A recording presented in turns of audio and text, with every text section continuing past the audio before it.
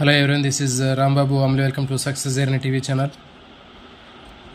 School Assistant Biological Science prepare అయ్యేటటువంటి తెలంగాణ ఏపీలో ఉన్నటువంటి బయాలజికల్ సైన్స్ ఆస్పిరెంట్స్ అందరికి కూడా గుడ్ ఈవినింగ్ అండి. మీకు ఇంటర్మీడియట్ సంబంధించినటువంటి second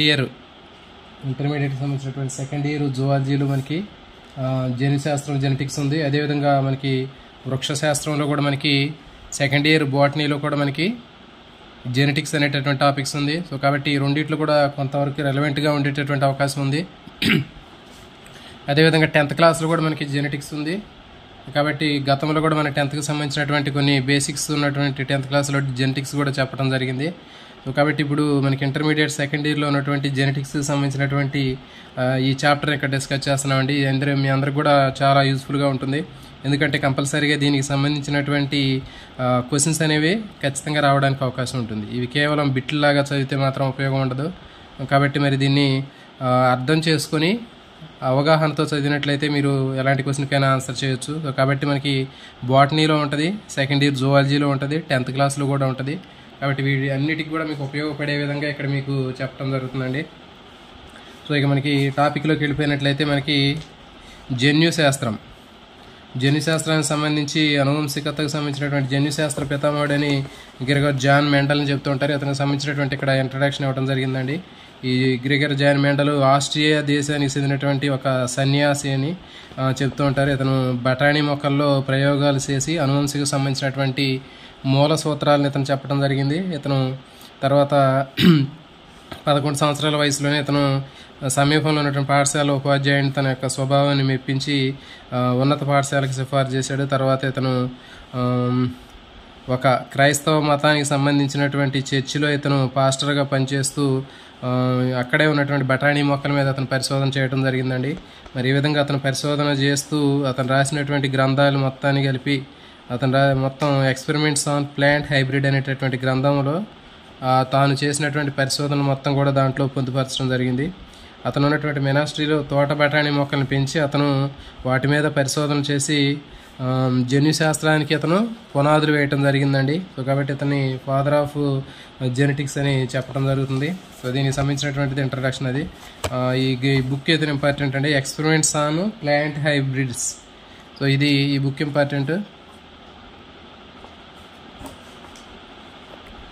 experiments on plant hybrids. So ఈ బుక్ ఇంపార్టెంట్ ఇది. మరి ఇక మనకి డైరెక్ట్గా టాపిక్లోకి వెళ్ళినట్లయితే మనకి ఇక్కడ మనకి ఈ చాప్టర్లో మనకి ఏమేమి ఉన్నాయంటే మెండల్కి సంబంధించినటువంటి ప్రయోగాలు ఉంటాయి. తర్వాత ఒక జన్యువు ఒక అనువంశికత అంటే ఏకసంకరణం. మెండల్ చేసినటువంటి ఏకసంకరణ ప్రయోగంలో ఒక లక్షణాన్ని దృష్టిలో పెట్టుకుని అతను సంకర ప్రయోగాలు చేయడం జరిగిందండి. అంటే ఒక లక్షణాన్ని ఒక జత జన్యువు లేదా ఒక జన్యువు నియంత్రిస్తుందని చెప్పడం జరిగింది. దాన్ని ఏకసంకరణం అని చెప్తారు. నెక్స్ట్ మెండల్ బహిర్గత భావం నుంచి విచలనాలు. మరి మెండల్ చెప్పినటువంటి ఏకసంకరణం అనేటటువంటిది ప్రతి సందర్భంలోనూ అట్లా నిజం కాలేదు. కొన్ని సందర్భాల్లో అది డీవియేషన్కి గురైంది. అంటే మెండల్ చెప్పినటువంటి ఏకసంకరణానికి సంబంధించినటువంటి ఆ రేషియో అనేటటువంటిది 1:2:1 అనేటటువంటిది, లేకపోతే దృశ్యరూప నిష్పత్తి 3:1 అనేది మనకి దాంట్లో డీవియేషన్ కనపడింది. దానికి కారణం ఏంటి అనేది ఇక్కడ మనం చూద్దామండి. నెక్స్ట్ 2 జన్యువుల అనువంశికత. ఇది మెండల్ డైహైబ్రిడ్ క్రాస్. మరి మెండల్ డైహైబ్రిడ్ క్రాస్లో మనకి ఏ విధంగా అంటే 2 జన్యువులు 2 లక్షణాలు కంట్రోల్ చేసినప్పుడు అది ద్విసంకరణంలో ఏ విధంగా ఉంటుంది అనేటటువంటి దాని గురించి చెప్పడం జరిగింది. దీనికి సంబంధించిన తర్వాత స్వతంత్ర వ్యూహన సిద్ధాంతం, లా ఆఫ్ ఇండిపెండెంట్ అసోర్ట్మెంట్ అనే దాన్ని కూడా ఇక్కడ చెప్పడం జరిగింది. నెక్స్ట్ దాని తర్వాత క్రోమోజోములకు సంబంధించినటువంటి అనువంశికత సిద్ధాంతము, తర్వాత సహలగ్నత, పునఃసంయోజనాలు, తర్వాత ఉత్పరివర్తనాలు. సో దీనికి సంబంధించినటువంటి సెషన్లో మనకి ఈ టాపిక్స్ మ్యాక్సిమం కవర్ అయ్యేటట్లుగా మనం ఇక్కడ చూద్దామండి. మనకి ఇక లేట్ లేకుండా ఈ టాపిక్లోకి వెళ్ళినట్లయితే మనకి చూడండి, జనరల్గా మనకి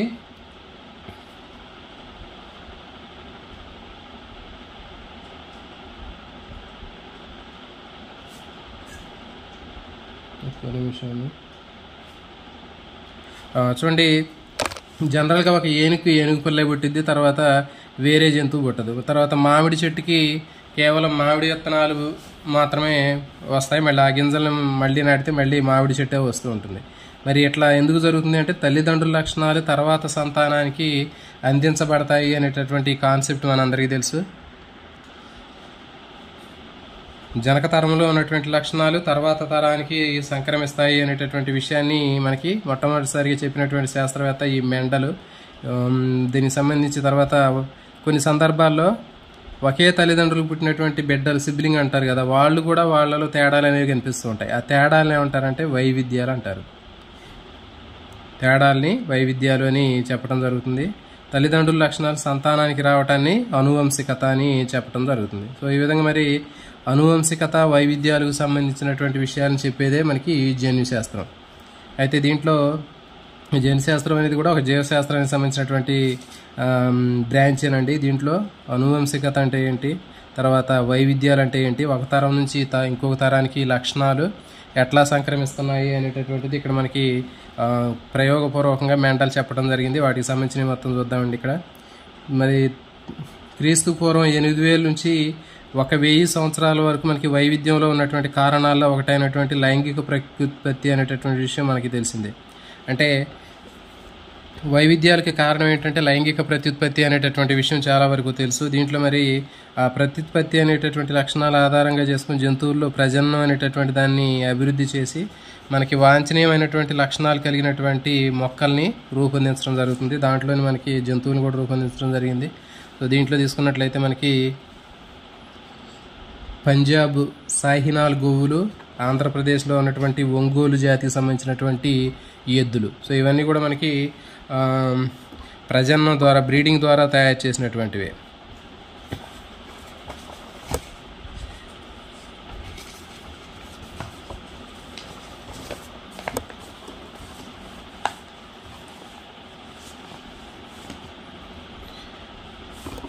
మరి చూడండి, ఇక్కడ మన పూర్వీకుల లక్షణాలు, అనువంశికత, వైవిధ్యాల గురించి తెలిసినప్పటికీ వాటి పట్ల శాస్త్రీయ అవగాహన అనేది చాలా తక్కువగా ఉండేది. మరి మొట్టమొదటిసారిగా మెండలు వీటికి సంబంధించినటువంటి అంశాలను పూర్తిగా ప్రయోగపూర్వకంగా వివరించడం జరిగింది. మెండలు మనం చెప్పాము బఠానీ మొక్కల మీద సంకర ప్రయోగాలు చేశాడని చెప్పాము. తోట బఠానీ మొక్కల మీద ఇతను 7 సంవత్సరాలు పరిశోధన చేశాడండి. ఎన్ని సంవత్సరాలు పరిశోధన చేశాడని అడుగుతాడు. 7 సంవత్సరాలు ఇతను పరిశోధన చేయడం జరిగింది. 7 సంవత్సరాలు పరిశోధన చేసి తన యొక్క సిద్ధాంతాలు మొత్తం కూడా కొన్ని పుస్తకం రూపంలో అతను పొందుపరచడం జరిగింది. మరి దానికి కారణం ఏంటి, అనువంశికతకు కారణం ఏంటి, ఒక తరం నుంచి ఇంకో తరానికి లక్షణాలు ఏ విధంగా వస్తున్నాయి అనేటటువంటి అంశాలు మొత్తాన్ని కూడా సాంఖ్యాక శాస్త్ర విశ్లేషణలు, గణిత శాస్త్ర తర్కాన్ని ఉపయోగించి చెప్పడం జరిగింది ఇతను. తర్వాత మెండల్ చేసినటువంటి ప్రయోగాల్లో ఎక్కువగా ఇతను మొక్కల్ని ఎంపిక చేసుకున్నాడండి. ఇతను ఎక్కువగా మొక్కల్ని ఎంపిక చేసుకున్నాడు. తర్వాత అందులో కూడా బఠానీ మొక్కను ఎంపిక చేసుకోవటం వల్ల అతనికి విశ్వసనీయత అనేది ఎక్కువగా ఉంది. మరి ఎందుకు విశ్వసనీయత ఎక్కువ ఉంది అనేటటువంటిది ఇక్కడ నెక్స్ట్ ఉంటుందండి. ఇతను పరీక్షించినటువంటి మొత్తం కూడా సక్సెసివ్ జనరేషన్ మీద ఇతను పరిశోధన చేశాడండి. అంటే దాదాపు ఇతను 14 జనరేషన్లని ఇతను క్రాసింగ్ చేశాడు. బఠానీ మొక్కల మీద పరిశోధన చేశాడు కదా, ఈ 1-2 తరాలు కాకుండా దాదాపు 14 తరాల మీద అతను సక్సెసివ్ జనరేషన్ మీద అతను సంకర ప్రయోగాలు చేయటం జరిగింది. మరి వాటికి సంబంధించినటువంటి మొత్తం డీటెయిల్స్ మొత్తం కూడా అతను వివరించడం జరిగింది. మరి తోట బఠానీ మొక్కలు తీసుకున్నట్లయితే ఈ తోట బఠానీలో మొక్కల్లో మనకి 2 పరస్పర విరుద్ధ లక్షణాల మీద అతను పరిశోధన చేయడం జరిగిందంటే, అంటే ఏ ఒక లక్షణాన్ని తీసుకున్నప్పటికీ కూడా ప్రతి ఒక్క లక్షణానికి కూడా 2 పరస్పర వ్యతిరేక రూపాలు ఉంటాయనే విషయం మనకు తెలుసు. ఫర్ ఎగ్జాంపుల్ పొడవు అనేటటువంటి లక్షణం తీసుకుంటే, కాండం ఎత్తు అనే లక్షణం తీసుకుంటే పొడవుగా ఉండవచ్చు, పొట్టిగా ఉండవచ్చు. సో కాబట్టి ఆ విధంగా పరస్పర విరుద్ధంగా ఉన్నటువంటి కాంట్రాస్టింగ్ క్యారెక్టర్లకు సంబంధించినటువంటివి వాటి మీద పరిశోధన చేశాడు. మరి దానికి సంబంధించిన టేబుల్ కూడా ఇక్కడ ఉంది.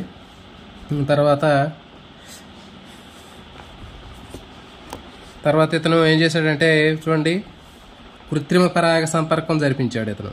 అంటే ఆర్టిఫిషియల్గా పరపరాగ సంపర్కం లేదా కృత్రిమ పరాగ సంపర్కం జరిపించాడు. అంటే వాటిలో ఉన్నటువంటి కేసరావళిని తీసి, ద్విలింగ మొక్కలు కాబట్టి బఠానీ మొక్కలు ద్విలింగ బైసెక్సువల్ ఫ్లవర్స్ కాబట్టి వాటిలో కేసరావళి తీయటం, ఒక పుష్పంలో ఉన్నటువంటి కేసర పరాగ రేణువులు తీసుకొచ్చి ఇంకో పుష్పం మీద కీలాగ్రం మీద అద్దటం, ఇట్లాంటి ప్రయోగాలు చేశాడండి. కాబట్టి ఎక్కువగా పరపరాగ సంపర్కానికి సంబంధించినటువంటి ఇతను చేయటం జరిగింది.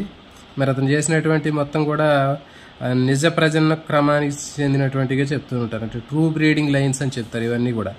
ఇక్కడ చెప్పాం కదా, మెండలు దాదాపు 14 నిజ ప్రజనన బఠానీ మొక్కల మీద నిజ ప్రజనన బఠానీ మొక్క రకాలని ఎన్నుకున్నాడు. అంటే దాదాపు 14 జనరేషన్ల సక్సెస్ జనరేషన్లు తయారు చేశాడు. ఇట్లా మీరు ఇటు ప్రతి ఒక్క లక్షణానికి కూడా ఒక జత పరస్పర వ్యతిరేక లక్షణాలను ఇతను ఎంపిక చేసుకోవడం జరిగింది. మనకి ఇక్కడ ఒక టేబుల్ ఇచ్చాడు.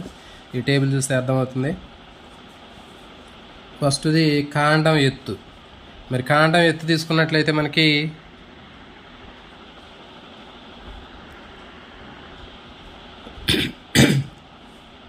చూడండి, మరి కాండం ఇది ఎత్తు అనేటటువంటిది లక్షణం. అంటే మొత్తం 7 లక్షణాలు ఉన్నాయండి. బఠానీ మొక్కల్లో మెండలు ఎన్ని లక్షణాలను తీసుకున్నాడంటే కేవలం 7 లక్షణాలు మాత్రమే పరిశీలించాడు. అంటే మొక్కలు చాలా లక్షణాలు ఉంటాయి, కానీ అన్ని లక్షణాల్లో గల కేవలం 7 లక్షణాలు మాత్రం అతను పరిగణలో తీసుకోవడం వల్ల అతను సక్సెస్ అయ్యాడు. మరి ఎక్కువగా తీసుకుంటే కన్ఫ్యూజ్ అయ్యేటటువంటి అవకాశం ఉండేది నేను. కాబట్టి ఆ 7 లక్షణాలు ఏంటంటే కాండం ఎత్తు, మొక్క ఎంత ఎత్తు ఉందా అనేటటువంటి లక్షణం. మరి ఆ ఎత్తు లక్షణానికి సంబంధించుకుంటే మనకి 2 పరస్పర వ్యతిరేక రూపాలు ఉంటాయండి. కొన్ని పొడవుగా ఉండొచ్చు, కొన్ని మొక్కలు పొట్టిగా ఉండొచ్చు. తర్వాత పుష్పం యొక్క రంగు. మరి పుష్పాలు ఏ రంగులో ఉన్నాయి అనేటటువంటిది కూడా ఉంటుంది. కొన్ని పుష్పాలు ఊదా రంగులో ఉంటాయి, కొన్ని మొక్కల్లో తెలుపు రంగులో ఉంటాయి. నెక్స్ట్ పుష్పం యొక్క స్థానం. పుష్పం స్థానం తీసుకున్నట్లయితే గ్రేవస్తంగా ఉండొచ్చు, శిఖరస్తంగా ఉండవచ్చు. శిఖరస్తం అంటే ఫర్ ఎగ్జాంపుల్ ఇట్లా పైన ఉందనుకోండి ఫ్లవర్, దాన్ని శిఖరస్తం అంటారు. అట్లా కాకుండా పక్క భాగంలో ఈ పక్క కొమ్మల మీద పుష్పాలు ఉంటే దాన్ని గ్రేవస్తం అంటారు. ఇది గ్రేవస్తం, ఇది శిఖరస్తం. తర్వాత ఫలాల యొక్క ఆకారం. మరి ఫలాల ఆకారం తీసుకున్నట్లయితే నిండుగా ఉండవచ్చు, లేకపోతే నొక్కులు పడినటువంటి కాయలు ఉండవచ్చు. నెక్స్ట్ ఫలాల రంగు ఆకుపచ్చ రంగులో ఉండవచ్చు, లేకపోతే పసుపు రంగులో ఉండవచ్చు. ఓకే, నెక్స్ట్ విత్తనాల ఆకారం గుండ్రంగా ఉండవచ్చు, లేకపోతే గింజలు చొచ్చుబడినట్టుగా ముడతలు పడినటువంటి గింజలైనా ఉండవచ్చు. నెక్స్ట్ విత్తనం యొక్క రంగు తీసుకున్నట్లయితే పసుపు రంగులో ఉండవచ్చు, లేకపోతే ఆకుపచ్చ రంగులో ఉండవచ్చు. సో కాబట్టి ఇట్లా 7 లక్షణాలు ఉంటాయి. ప్రతి ఒక్క లక్షణానికి కూడా ఒక జత పరస్పర వ్యతిరేక రూపాలు ఉంటాయి. అంటే ఇప్పుడు మెండల్ ఏం చేశాడంటే ఒక లక్షణానికి సంబంధించినటువంటి ఒక లక్షణాన్ని తీసుకొని ఆ లక్షణానికి సంబంధించినటువంటి పరస్పర విరుద్ధం ఉన్నటువంటి 2 మొక్కల్ని తీసుకొని ఆ రెండింటి మధ్య క్రాసింగ్ చేసి అనేక తరాలని కొనసాగించాడండి. చెప్పాం కదా, 14 సక్సెసివ్ జనరేషన్లను అతను తయారు చేసి వాటిలో ఉన్నటువంటి లక్షణాలను బట్టి ఈ ఒక తరం నుంచి ఇంకో తరానికి ఎట్లా వస్తున్నాయి అనేటటువంటి విషయాన్ని ఇతను చెప్పడం జరిగింది. మరి ఇక్కడ మెండలు బఠానీ మొక్కల్ని ఎందుకు ఎంపిక చేసుకున్నాడు అనేటటువంటి దాన్ని మనకి ఇక్కడ ఇవ్వటం జరిగిందండి. మరి ఎందుకు ఎంపిక చేసుకున్నాడు అంటే చూడండి, ఇక్కడ మనకి మెండలు బఠానీ మొక్కల్ని ఎందుకు ఎంపిక చేసుకున్నాడు అంటే ఈ స్పష్టమైనటువంటి లక్షణాలు కలిగినటువంటి ఏకవార్షిక మొక్క. అంటే దాని జీవిత చరిత్ర అనేది 1 సంవత్సరంలో కంప్లీట్ అయిపోద్ది. నెక్స్ట్ వీటిని పెంచడం తేలిక, సంకరణం చేయడం కూడా చాలా ఈజీగా ఉంటుంది. నెక్స్ట్ స్త్రీ పురుష భాగాలకి ద్విలింగ పుష్పాలు ఉంటాయి వీటిలో. తర్వాత స్వయం ఫలదీకరణం జరపడం చాలా ఈజీగా ఉంటుంది. దీని జీవిత చరిత్ర చాలా చిన్నది, ఎక్కువ సంతానాలు అనేవి అబ్జర్వేషన్ చేయడానికి ఉపయోగపడుతుంది. సో కాబట్టి ఈ విధంగా మెండల్ బఠానీ మొక్కలు ఎంపిక చేసుకోవడానికి ఇది ఒక కారణం.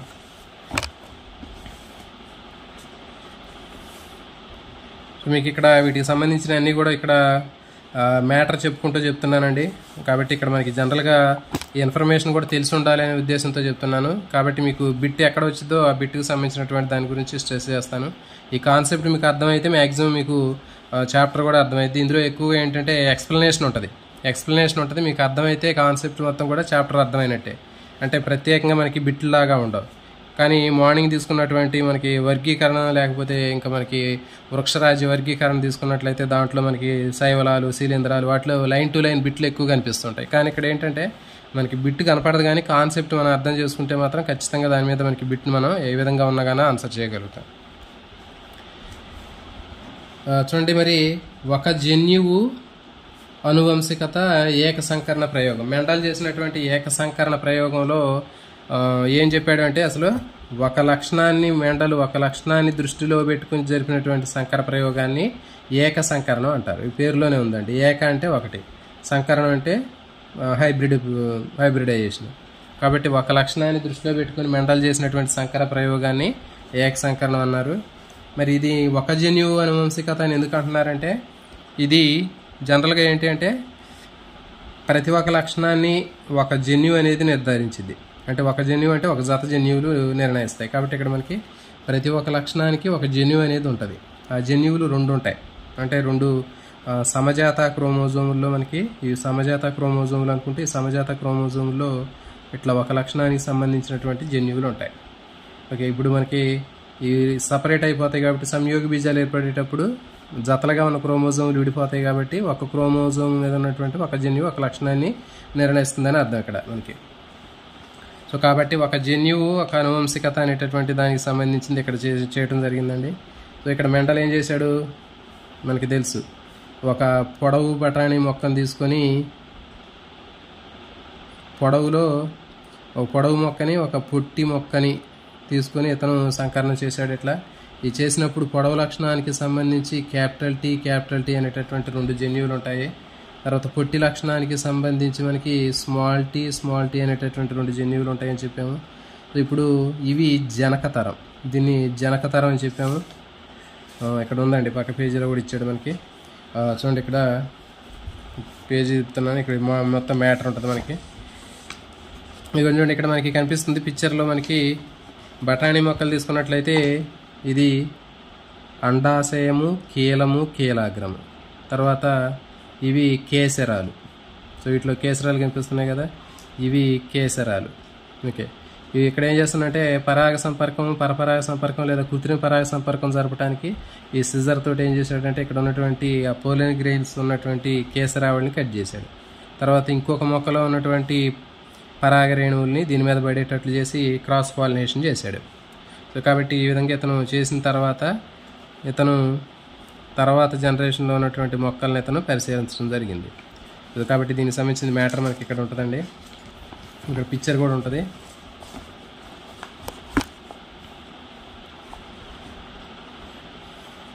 సో చూడండి ఇక్కడ మనకి జనకతరం, ఇది జనకతరంలో పొడవు లక్షణం ఇదండి. పొడవుగా ఉన్నటువంటి ఒక బఠానీ మొక్కను తీసుకున్నాడు. దీనికి క్యాపిటల్ టీ అనేటటువంటి 2 జన్యువులు ఉంటాయి ఈ లక్షణానికి సంబంధించి.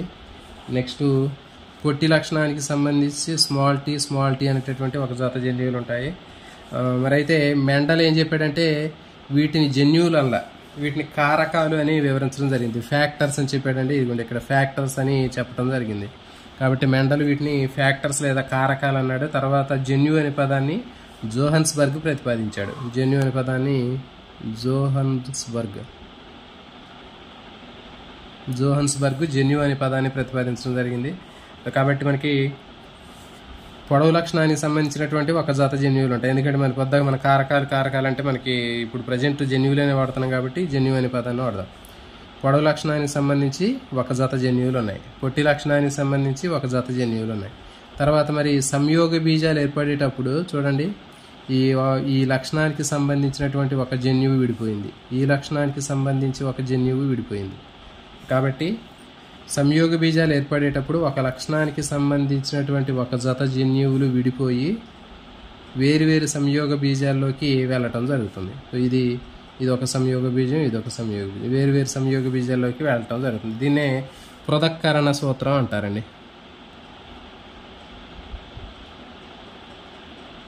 పృథక్కరణ సూత్రం, లా ఆఫ్ సెగ్రిగేషన్ అంటారు. ఇప్పుడు చూసాం కదా, ఈ ఒక మొక్కలో ఉన్నప్పుడు మాత్రం ఈ పొడవు లక్షణానికి సంబంధించినటువంటి 2 జన్యువులు ఉన్నాయి, క్యాపిటల్ టీ. కానీ సంయోగ బీజాలు ఏర్పడినప్పుడు మాత్రం ఈ పొడవు లక్షణానికి సంబంధించినటువంటి జన్యువు ఒకటే వచ్చింది ఇక్కడ. అంటే దీంట్లో అండాలని చెప్తారు కదా అవి. తర్వాత పొట్టి లక్షణానికి సంబంధించినటువంటి జన్యువు అక్కడ కేసరావళిలో ఉన్నటువంటి పరాగరేణువులు ఉంటాయి కదా, సో వాటిలో దీనికి సంబంధించినటువంటి జన్యువు ఒకటే ఉంటుంది ఇక్కడ. ఇవి సంయోగ బీజాలు. ఇప్పుడు ఈ 2 సంయోగ బీజాలు కలిస్తే వీటికి కూడా ఇంకోటి వేసుకోవచ్చండి. ఇప్పుడు ఇవి కలిసాయనుకోండి, కలిసినప్పుడు మనకి 2 సేమ్ ఉన్నాయి కాబట్టి ఒకటి వేస్తాం మనం ఇక్కడ, capital T, small T. Okay, కాబట్టి ఇది F1 తరం. మరి F1 తరంలో వచ్చినటువంటి మొక్కలన్నీ ఎట్లా ఉన్నాయి మనకి? అన్నీ పొడవుగానే ఉన్నాయి, చూడడానికి అన్నీ పొడవుగానే ఉన్నాయి. కాబట్టి మనకి చూడటానికి మనకి ఎక్స్టర్నల్గా కనిపించేటటువంటి క్యారెక్టర్ ఏదైతే ఉందో దాన్ని ఎక్స్టర్నల్ విజిబుల్ క్యారెక్టర్ని దృశ్య రూపం అంటారండి. దృశ్య రూపం, ఎక్స్టర్నల్ విజిబుల్ క్యారెక్టర్ని దృశ్య రూపం అంటారు. అంటే కంటికి కనిపించేదాన్ని దృశ్య రూపం అంటారు. తర్వాత మరి ఒక లక్షణానికి సంబంధించి ఇప్పుడు పొడవు ఉంది, చూస్తే మనకు అర్థమైద్ది, పొట్టిగా ఉందో పొడవుగా ఉందో చూసి చెప్పగలుగుతాం. దాన్ని ఫీనోటైపిక్ క్యారెక్టర్ అంటారు, దృశ్య రూపం అంటారు. మరి జన్యుపరంగా మరి ఇప్పుడు పొడవుగా ఉంటే చూస్తే పొడవుగా ఉందని తెలిసింది, మరి జన్యువుల పరంగా మరి చూడాలి అంటే ఇట్లా మనం చూస్తే కనపడదు. కాబట్టి ఆ జెనెటిక్ కాంపోజిషన్ అర్థం చేసుకొని చెప్తే దాన్ని జన్యు రూపం అంటారు. జన్యువుల అమరికన ఆధారంగా ఒక లక్షణాన్ని చెప్పినట్లయితే దాన్ని మనం జన్యు రూపం అంటారు. కాబట్టి ఇక్కడ ఈ మొదటి తరంలో మొక్కలన్నీ కూడా మనకి పొడవుగానే వచ్చినాయండి. మెండల్కి ఇక్కడ ఏం డౌట్ వచ్చిందంటే, ఒక పొడవు మొక్కను తీసుకొని ఒక పొట్టి మొక్కను తీసుకొని సంకరణం చేసినప్పుడు మొదటి తరంలో వచ్చిన మొక్కలన్నీ కూడా పొడవుగానే ఉన్నాయి. మరి ఈ పొట్టి లక్షణం ఎడిపోయింది, దీనికి సంబంధించినటువంటి జన్యువు లోపల ఉంటాయని అతను డౌట్ వచ్చింది. మరి చూడగానే ఇది పొడవుగా ఉంది అని అంటే చూడటానికి పొడవుగానే ఉంది. మరి అంటే దీంట్లో ఉండేటటువంటి కారకాలు అనేటటువంటివి పొట్టి లక్షణానికి సంబంధించినటువంటి కారకం దీంట్లో ఉంటుంది, అంతర్గతంగా ఏదో ఉంటుంది అనేటటువంటి ఒక అతని ఐడియా ఉంది. అందుకని చెప్పి ఏం చేశాడంటే ఈ లక్షణం వచ్చిద్దా రాదా అని చెప్పి మళ్ళీ ఈ మొదటి తరంలో ఉన్నటువంటి మొక్కల్ని, మొదటి తరంలో వచ్చాయి కదా చాలా మొక్కలు, వాటికి సంకరణం చేశాడు. వాటికి సంకరణం చేసి మళ్ళీ రెండో తరాన్ని అతను తయారు చేశాడు. అప్పుడు దాన్ని F2 జనరేషన్ అన్నారు. ఇది F2 జనరేషన్, ఇది రెండవ తరం అని చెప్పారు. అయితే ఇక చూడండి, మొదటి తరంలో మొక్కలన్నీ కూడా పొడవుగానే ఉన్నప్పటికీ కూడా దీంట్లో పొట్టి లక్షణానికి సంబంధించినటువంటి జన్యువు ఉంది. ఓకే, మరి ఇక్కడ దీన్ని ఏమంటున్నారంటే ఇది ఎలాంటి పొడవు మొక్క అంటే విషమయుగ్మజ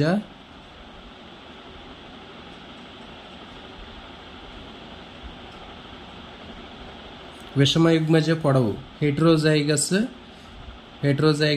టాలు. ఇది విషమయుగ్మజ పొడవు అని చెప్తున్నాం. ఇవి పొడవుగా ఉంటుంది, కానీ పొట్టి లక్షణానికి సంబంధించినటువంటి జన్యువు కూడా ఉంది. సమయుగ్మజం అంటే తెలుసు, ఒక లక్షణానికి సంబంధించినటువంటి రెండు జన్యువులు సేమ్ ఒకే రకంగా ఉంటే దాన్ని సమయుగ్మజం అంటారు. ఒక లక్షణానికి సంబంధించినటువంటి రెండు జన్యువులు వేరువేరుగా ఉంటే దాన్ని విషమయుగ్మజం అంటారు, హెట్రోజైగస్ అంటారు.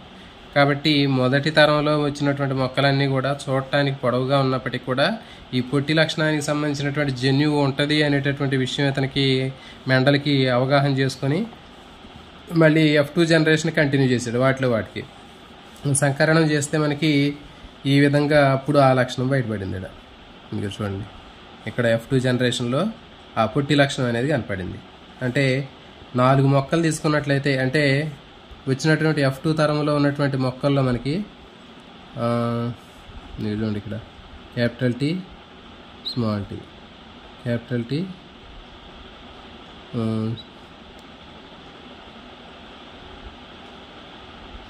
Capital T, small t.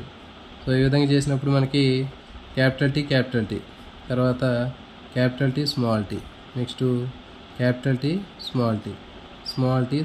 So ఇట్లా వచ్చాయి. అంటే దీంట్లో మనకి ఇది సమయుగ్మజ పొడవు, క్యాపిటల్ T అనేది సమయుగ్మజ పొడవు, తర్వాత క్యాపిటల్ T, స్మాల్ t అనేది విషమయుగ్మజ పొడవు, next capital T, small t ఉంది కాబట్టి ఇది విషమయుగ్మజ పొడవు, ఇది సమయుగ్మజ పొట్టి. సో అంటే ఇక్కడ మనకు వచ్చినటువంటి మొక్కల్లో 3 పొడవుగా ఉన్నాయి చూడటానికి, ఇది పొడవే, ఇది పొడవే, ఇది పొడవే. దృశ్య రూపంలో 3 మొక్కలు పొడవుగా ఉన్నాయి, ఒక మొక్క పొట్టిగా ఉంది. కాబట్టి మనకి ఇక్కడ నిష్పత్తి తీసుకున్నట్లయితే 3:1 ఉంది. 3:1 మెండల్ ఏక సంకరణంలో F2 జనరేషన్లో దృశ్య రూప నిష్పత్తి అనండి 3:1. అదే జన్యు రూప నిష్పత్తి అంటే చూడండి, క్యాపిటల్ T ఉన్నాయి, ఎన్ని ఉన్నాయి, ఒకటే ఉంది కాబట్టి 1. తర్వాత క్యాపిటల్ T, స్మాల్ t ఉన్నాయి, అంటే విషమయుగ్మజ పొడవులు ఎన్ని ఉన్నాయి, 2 ఉన్నాయి కాబట్టి 2. తర్వాత అంతర్గతంగా ఉన్నటువంటి సమయుగ్మజ అంతర్గత లక్షణం పొట్టి లక్షణానికి సంబంధించింది ఎన్ని ఉంది, 1 ఉంది కాబట్టి 1:2:1. ఇది జన్యు రూప నిష్పత్తి.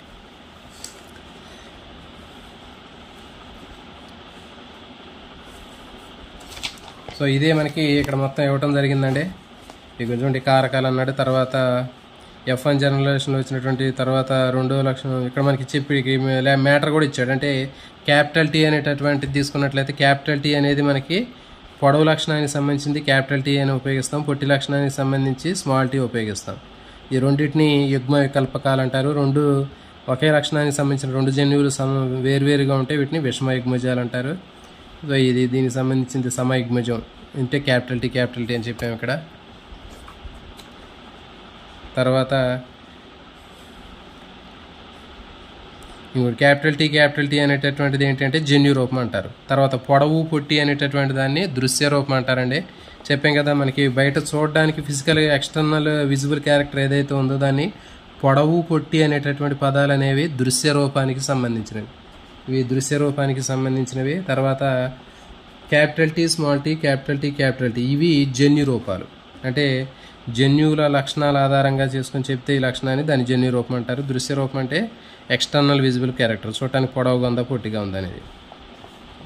సో ఇక్కడ చూడండి, మనకి ఒక కారకం బహిర్గతంగా ఉంటుంది, ఇంకో కారకం అంతర్గతంగా ఉంటుంది అని చెప్పాం.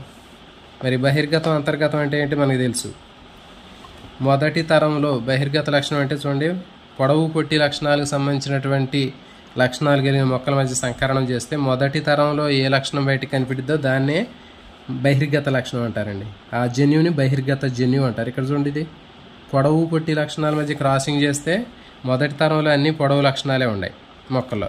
మరి పొడవు లక్షణాలకు సంబంధించినటువంటి దాంట్లో జన్యువులు అనేది ఒకటి క్యాపిటల్ టీ ఉంది, ఒకటి స్మాల్ టీ ఉంది. పొడవు లక్షణానికి సంబంధించిన జన్యు ఉంది, పొట్టి లక్షణానికి సంబంధించిన జన్యు ఉంది. సో కాబట్టి ఇక్కడ పొడవు లక్షణం అనేది బహిర్గత లక్షణం అండి, పొట్టి లక్షణం అనేది అంతర్గతం. అంటే మొదటి తరంలో కనపడకుండా ఉన్నటువంటి లక్షణం అంతర్గతం. ఇది రెండో తరంలో కనపడింది మనకి, ఇక్కడ కనపడింది కదా, ఇది అంతర్గత లక్షణం. ఆ జన్యువుని ఏమంటారంటే, ఆ లక్షణానికి సంబంధించిన జన్యువుని బహిర్గత జన్యువు అంటారు. కనపడకుండా ఉన్నటువంటి జన్యువుకి సంబంధించినటువంటి దాని లక్షణానికి సంబంధించిన జన్యువుని అంతర్గత జన్యువు అంటారు. ఇప్పుడు పొడవు అనేది బహిర్గత లక్షణం, ఆ జన్యువు అనేది బహిర్గత జన్యువు, డామినెంట్ క్యారెక్టర్, డామినెంట్ జీను. తర్వాత కనపడకుండా ఉన్నటువంటి లక్షణం అంతర్గత లక్షణం, రెసెసివ్ క్యారెక్టర్, ఆ జీన్ని రెసెసివ్ జీన్ అంటారు అది. సో ఇవి దీనికి సంబంధించిన ఈ మ్యాటర్ మొత్తం ఇదేనండి. ఇక్కడ మీకు ఒకసారి చదువుకున్నా కానీ అర్థమైపోద్ది. మరి ఇక్కడ చూడండి, పొడవు పొట్టి లక్షణాలకు సంబంధించి పొడవు లక్షణానికి క్యాపిటల్ టీ ఉపయోగించాలి కానీ తర్వాత పొట్టి లక్షణానికి డార్ఫ్ అని డి అని వాడకూడదు దానికి. కాబట్టి అక్కడ కన్ఫ్యూజ్ అయ్యే అవకాశం ఉంటుంది. కాబట్టి మనకి అట్లాంటిదే ఇవ్వటం జరుగుతుంది. ఇక్కడ చూడండి, గుండ్రని లక్షణం, ఇక్కడ బహిర్గత లక్షణం ఏది, అంతర్గత లక్షణం ఏది అనేది ఇక్కడ ఇవ్వటం జరిగిందండి. ఇవన్నీ కూడా బహిర్గత లక్షణాలే. అంటే ఇక్కడ చూడండి, బఠానీ మొక్కలో గుండ్రని గింజల్ని ముడతలు పడినటువంటి గింజల లక్షణాన్ని మధ్య సంకరణం చేస్తే మొదటి తరంలో ఏ లక్షణం కనపడిద్ది, వచ్చే మొక్కలన్నీ కూడా గుండ్రని గింజలు ఉంటాయి. కాబట్టి ఇది బహిర్గత లక్షణం. మొదటి తరంలో కనపడకుండా రెండో తరంలో కనపడేది ఇది ముడత లక్షణం, కాబట్టి ఇది అంతర్గత లక్షణం. ఓకే, ఈ లక్షణానికి సంబంధించిన జన్యువుని అంతర్గత జన్యువు అంటారు. నెక్స్ట్ పసుపు రంగు, ఇది బహిర్గత లక్షణం. ఓద, నిండు, ఆకుపచ్చ, గ్రేవస్తము, పొడవైనటువంటి కాండాలు, ఇవన్నీ కూడా బహిర్గత లక్షణాలు. మొదటి తరంలో కనపడే ఇవన్నీ కూడా, ఈ లక్షణాలన్నీ మొదటి తరంలో కనపడుతున్నాయి కాబట్టి బహిర్గత లక్షణాలు. ఈ లక్షణాలన్నీ కూడా మనకి రెండో తరంలో కనపడతాయి, మొదటి తరంలో కనపడకుండా ఉండేవన్నీ కూడా అంతర్గత లక్షణాలే. సో కాబట్టి ఇట్లా మెండలు 7 జతల పరస్పర వ్యతిరేక రూపాలని అతను దృష్టిలో పెట్టుకుని అతను సంకర ప్రయోగాలు అనేవి చేయటం జరిగింది.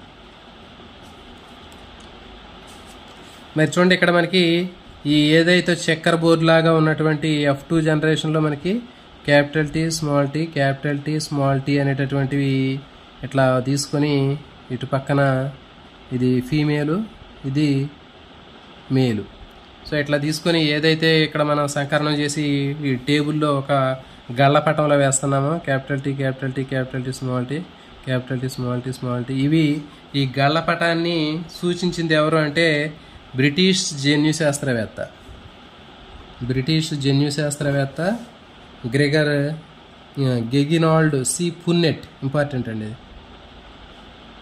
గెగినాల్డ్ పున్నెట్ అనేటటువంటి శాస్త్రవేత్త ఇతను దీన్ని సూచించడం జరిగింది.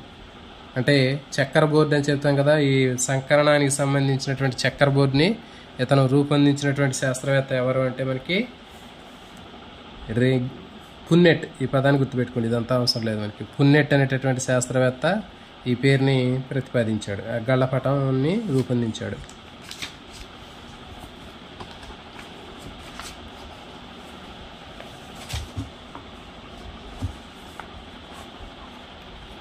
చూడండి, ఇక్కడ మీకు క్లియర్గా కనపడుతుంది. ఇది పొడవు లక్షణం, పొడవు మొక్క, ఒక పొట్టి మొక్క. ఇది ఫీమేలు, ఇది మేలు. ఓకే, మేలు ఫీమేల్ మొక్కల మధ్య అతను క్రాసింగ్ చేశాడు. పొడవు లక్షణానికి సంబంధించినటువంటి ఒక జత జన్యువులు ఉన్నాయి, ఇక్కడ పొట్టి లక్షణానికి సంబంధించినటువంటి ఒక జత జన్యువులు ఉన్నాయి. సో ఇప్పుడు వీటిలో సంయోగ బీజాలు ఏర్పడుతున్నాయి. సంయోగ బీజాలు వచ్చినప్పుడు క్యాపిటల్ టీ, దీంట్లో క్యాపిటల్ టీ, స్మాల్ టీ, ఇవి సంయోగ బీజాలు. ఇది జనకతరం. ఇది జనకతరం, ఇది సంయోగ బీజాలు. మరి సంయోగ బీజాలు మనకి సంయోగం చెందితే మొదటి తరంలో వచ్చినటువంటి మొక్కలన్నీ కూడా ఎట్లా ఉన్నాయి చూడండి. మనకి 2 క్యాపిటల్ టీ స్మాల్ టీ రెండింటికి మనం ఇక్కడ మల్టిపుల్ చేస్తే మనకి అన్నీ కూడా క్యాపిటల్ టీ స్మాల్ టీలే వచ్చాయి. మరి మొక్కలన్నీ కూడా అన్నీ ఎట్లా ఉన్నాయంటే అన్నీ పొడవుగానే ఉన్నాయి. F1 జనరేషన్లో ఉన్న మొక్కలన్నీ కూడా మనకి పొడవుగానే కనిపించాయి. తర్వాత ఏం చేశాడు, స్వపరాగ సంపర్కం చేశాడు వాటికి. F1 తరంలో వచ్చిన పొడవు మొక్కలు ఏవైతే ఉన్నాయో వాటికి అతను సంకరణం చేసినప్పుడు మళ్ళీ F2 జనరేషన్ని తయారు చేశాడు. అప్పుడు వీటికి సంయోగ బీజాలు ఎట్లా ఏర్పడతాయంటే ఇక చూడండి, ఒకటి స్మాల్ టీ, ఒకటి క్యాపిటల్ టీ. దీంట్లో వచ్చినవి అన్నీ ఇవే కదా, క్యాపిటల్ టీ స్మాల్ టీ. అంటే విషమ యుగ్మజ పొడవు మొక్కలు వచ్చినాయి F1 జనరేషన్లో. అంటే చూడటానికి మరి అట్లే ఉన్నాయి, బయటికి పొడవుగానే ఉన్నాయి కానీ బయటికి కనపడవు కదా, అట్లా విషమ యుగ్మజ అనేది బయటికి కనపడదు. మరి అది ఎట్లా కనపడిద్ది అంటే తర్వాత జనరేషన్ కంటిన్యూ చేసినప్పుడు కనపడిద్ది అది దేంట్లో పుట్టి లక్షణం ఉందా, దాని జన్యువులు ఉన్నాయా లేవా అనేది. చూడండి ఇక్కడ మరి వీటికి సంయోగం చేస్తే ఒక మేలు ఫీమేల్ని తీసుకున్నట్లు ఇక్కడ మనకి చక్కర్ బోర్డు అని చెప్పాం కదా, ఈ పున్నెట్ అనేటటువంటి శాస్త్ర చక్కర్ బోర్డుని చూపించడం చెప్పాం కదా.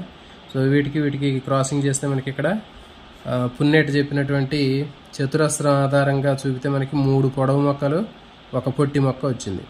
అంటే 75% పొడవు మొక్కలు వస్తాయి, 15% పొట్టి మొక్కలు వచ్చాయి. ఇది దృశ్య రూపంలో చూడటానికి. మరి అదేవిధంగా జన్యు రూపంలో తీసుకున్నట్లయితే జెనెటిక్ కాంబినేషన్ ఆధారంగా తీసుకుంటే చూడండి, సమయుగ్మజ పొడవులు 25% ఉంటాయి. నెక్స్ట్ విషమయుగ్మజ పొడవులు 50% ఉన్నాయి, క్యాపిటల్ టీ స్మాల్ టీ అనేటటువంటి. నెక్స్ట్ అంతర్గత సమయుగ్మజ అంతర్గతానికి సంబంధించినటువంటివి 25% ఉన్నాయి. సో కాబట్టి మనకి 1:2:1 ఇది జన్యు రూప నిష్పత్తి అండి. సో ఇది చాలా ఇంపార్టెంట్, గుర్తుపెట్టుకోండి. ఇట్లో మెండల్కి సంబంధించినటువంటి దృశ్య రూప నిష్పత్తి 3:1 అడుగుతాడు, జన్యు రూప నిష్పత్తి 1:2:1 అడుగుతాడు. సేమ్ మనకి జువాలజీలో కూడా మనకి జన్యు శాస్త్రంలో టిహెచ్ మోర్గాను డ్రోసోఫిలా ఏగా ఫ్రూట్ ఫ్లై అని చెప్తారు కదా, దాంట్లో కూడా అతను కూడా మరి కరెక్టా కాదా అని చెప్పి వాటి మీద కూడా పరిశోధనలు చేశాడండి. మరి అతను చేసిన పరిశోధనలు కూడా సేమ్ ఉంటాయి అక్కడ. అంటే దాని యొక్క శరీరం పొడవు, శరీరం రంగు, రెక్కల ఆకారం, ఈ లక్షణాల ఆధారంగా అతను పరిశోధన చేయడం జరిగింది.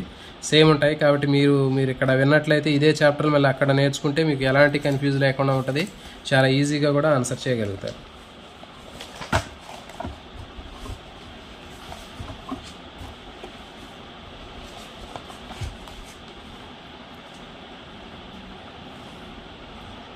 తర్వాత ఇక్కడ చూడండి మనకి పశ్చ సంకరణము, తర్వాత పరీక్షా సంకరణము. సో దీంట్లో టెస్ట్ క్రాస్ అంటారండి, టెస్ట్ క్రాస్, తర్వాత బ్యాక్ క్రాస్ అంటారు. పరీక్షా సంకరణాన్ని టెస్ట్ క్రాస్ అంటారు, తర్వాత పశ్చ సంకరణాన్ని బ్యాక్ క్రాస్ అంటారు, బ్యాక్ క్రాస్ అని చెప్తారు. సో దీని గురించి ఇక్కడ చూద్దామండి. పరీక్షా సంకరణం అంటే ఏంటి అంటే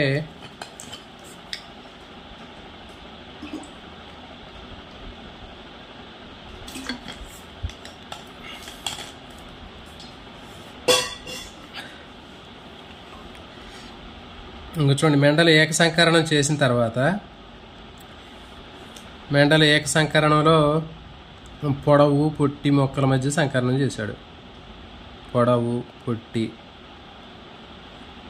సంకరణం చేశాడు. ఇప్పుడు దీంట్లో క్యాపిటల్ టీ అన్నాం, దీనికి సంబంధించి స్మాల్ టీ అన్నాం.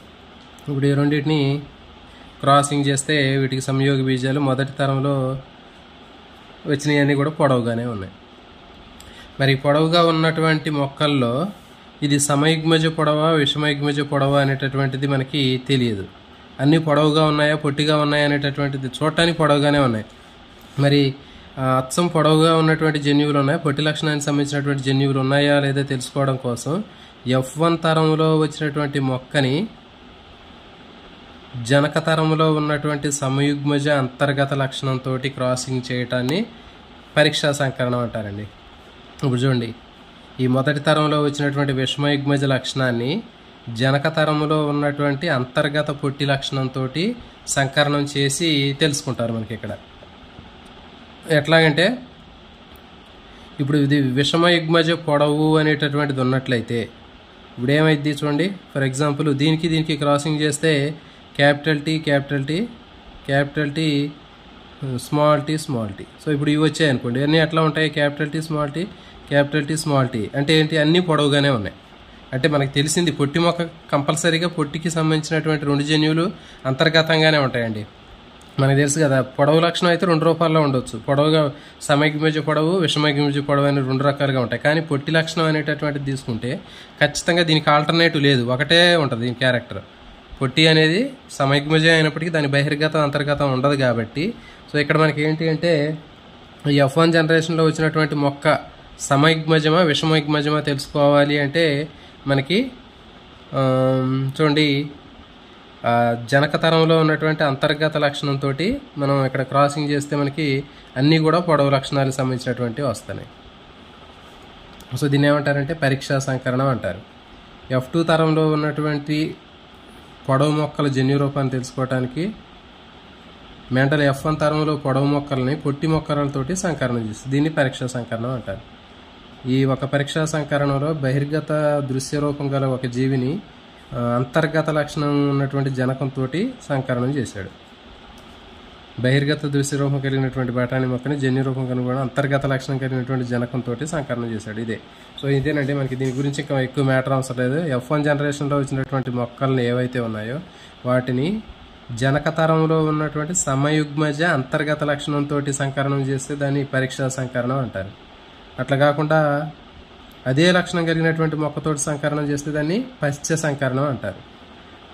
F1 తరంలో పొడవు వచ్చింది, ఈ పొడవు లక్షణం కలిగినటువంటి మొక్కని మళ్ళీ జనకతరంలో ఉన్నటువంటి పొడవు మొక్కతోటే సంకరణం చేస్తే దాన్ని బ్యాక్ క్రాస్ అంటారండి, పశ్చ సంకరణం అంటారు. అంటే ఇప్పుడు క్యాపిటల్ టీ ఉంది మనకి జనకతరం మొక్క, దీన్ని F1 తరంలో వచ్చినటువంటి క్యాపిటల్ టీ స్మాల్ టీ తోటి సంకరణం చేసినప్పుడు మళ్ళీ అన్నీ కూడా మనకి F2 తరంలో అన్నీ కూడా పొడవు మొక్కలే రావటం జరుగుతుంది. క్యాపిటల్ టీ పొడవు, క్యాపిటల్ టీ స్మాల్ టీ అనగానే పొడవు. కాబట్టి ఇది పరీక్షా సంకరణము, పశ్చ సంకరణము. F1 తరంలో వచ్చినటువంటి మొక్కల్ని జనక తరంలో ఉన్నటువంటి అంతర్గత సమయుగ్మజ అంతర్గతంతో సంకరణం చేస్తే అది పరీక్షా సంకరణం. అదే విధమైనటువంటి మొక్కతోటి సంకరణం చేస్తే దాన్ని బ్యాక్ క్రాస్ పశ్చ సంకరణం అంటారు.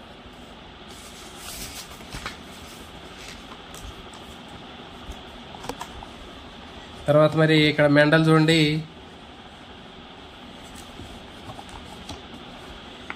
ఏక సంకరణం తర్వాత కొన్ని సూత్రాలను చెప్పడం జరిగింది. బహిర్గత సూత్రము లేదా రెండోది పృథక్కరణ సూత్రం అనేది చెప్పడం జరిగింది. బహిర్గత సూత్రం అంటే పృథక్కరణ సూత్రం అన్నా కానీ మనకి ఈ ఏక సంకరణతోటి మనకు అర్థమైద్దండి.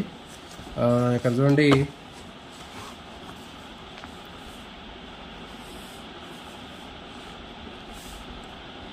క్యాపిటల్ టీ స్మాల్ టీ పొడవు పొట్టి. ఈ పొడవు లక్షణానికి సంబంధించినటువంటి ఒక జత జన్యువులో ఒక జన్యువు అనేది సంయోగ బీజంలోకి వచ్చింది. పొట్టి లక్షణానికి సంబంధించినటువంటి ఒక జత జన్యువులో ఒక జన్యువు అనేది సంయోగ బీజాల్లోకి వచ్చింది. సో ఈ విధంగా ఒక లక్షణానికి సంబంధించినటువంటి ఒక జత జన్యువులు విడిపోయి వేరువేరు సంయోగ బీజాల్లోకి రావటాన్నే పృథక్కరణం అంటారు. సో దీన్నే సిద్ధాంత రూపంలో చేస్తే పృథక్కరణ సూత్రం అంటారండి. పృథక్కరణ అంటే సెగ్రిగేషన్ అంటే ఏంటి? విడిపోవటం.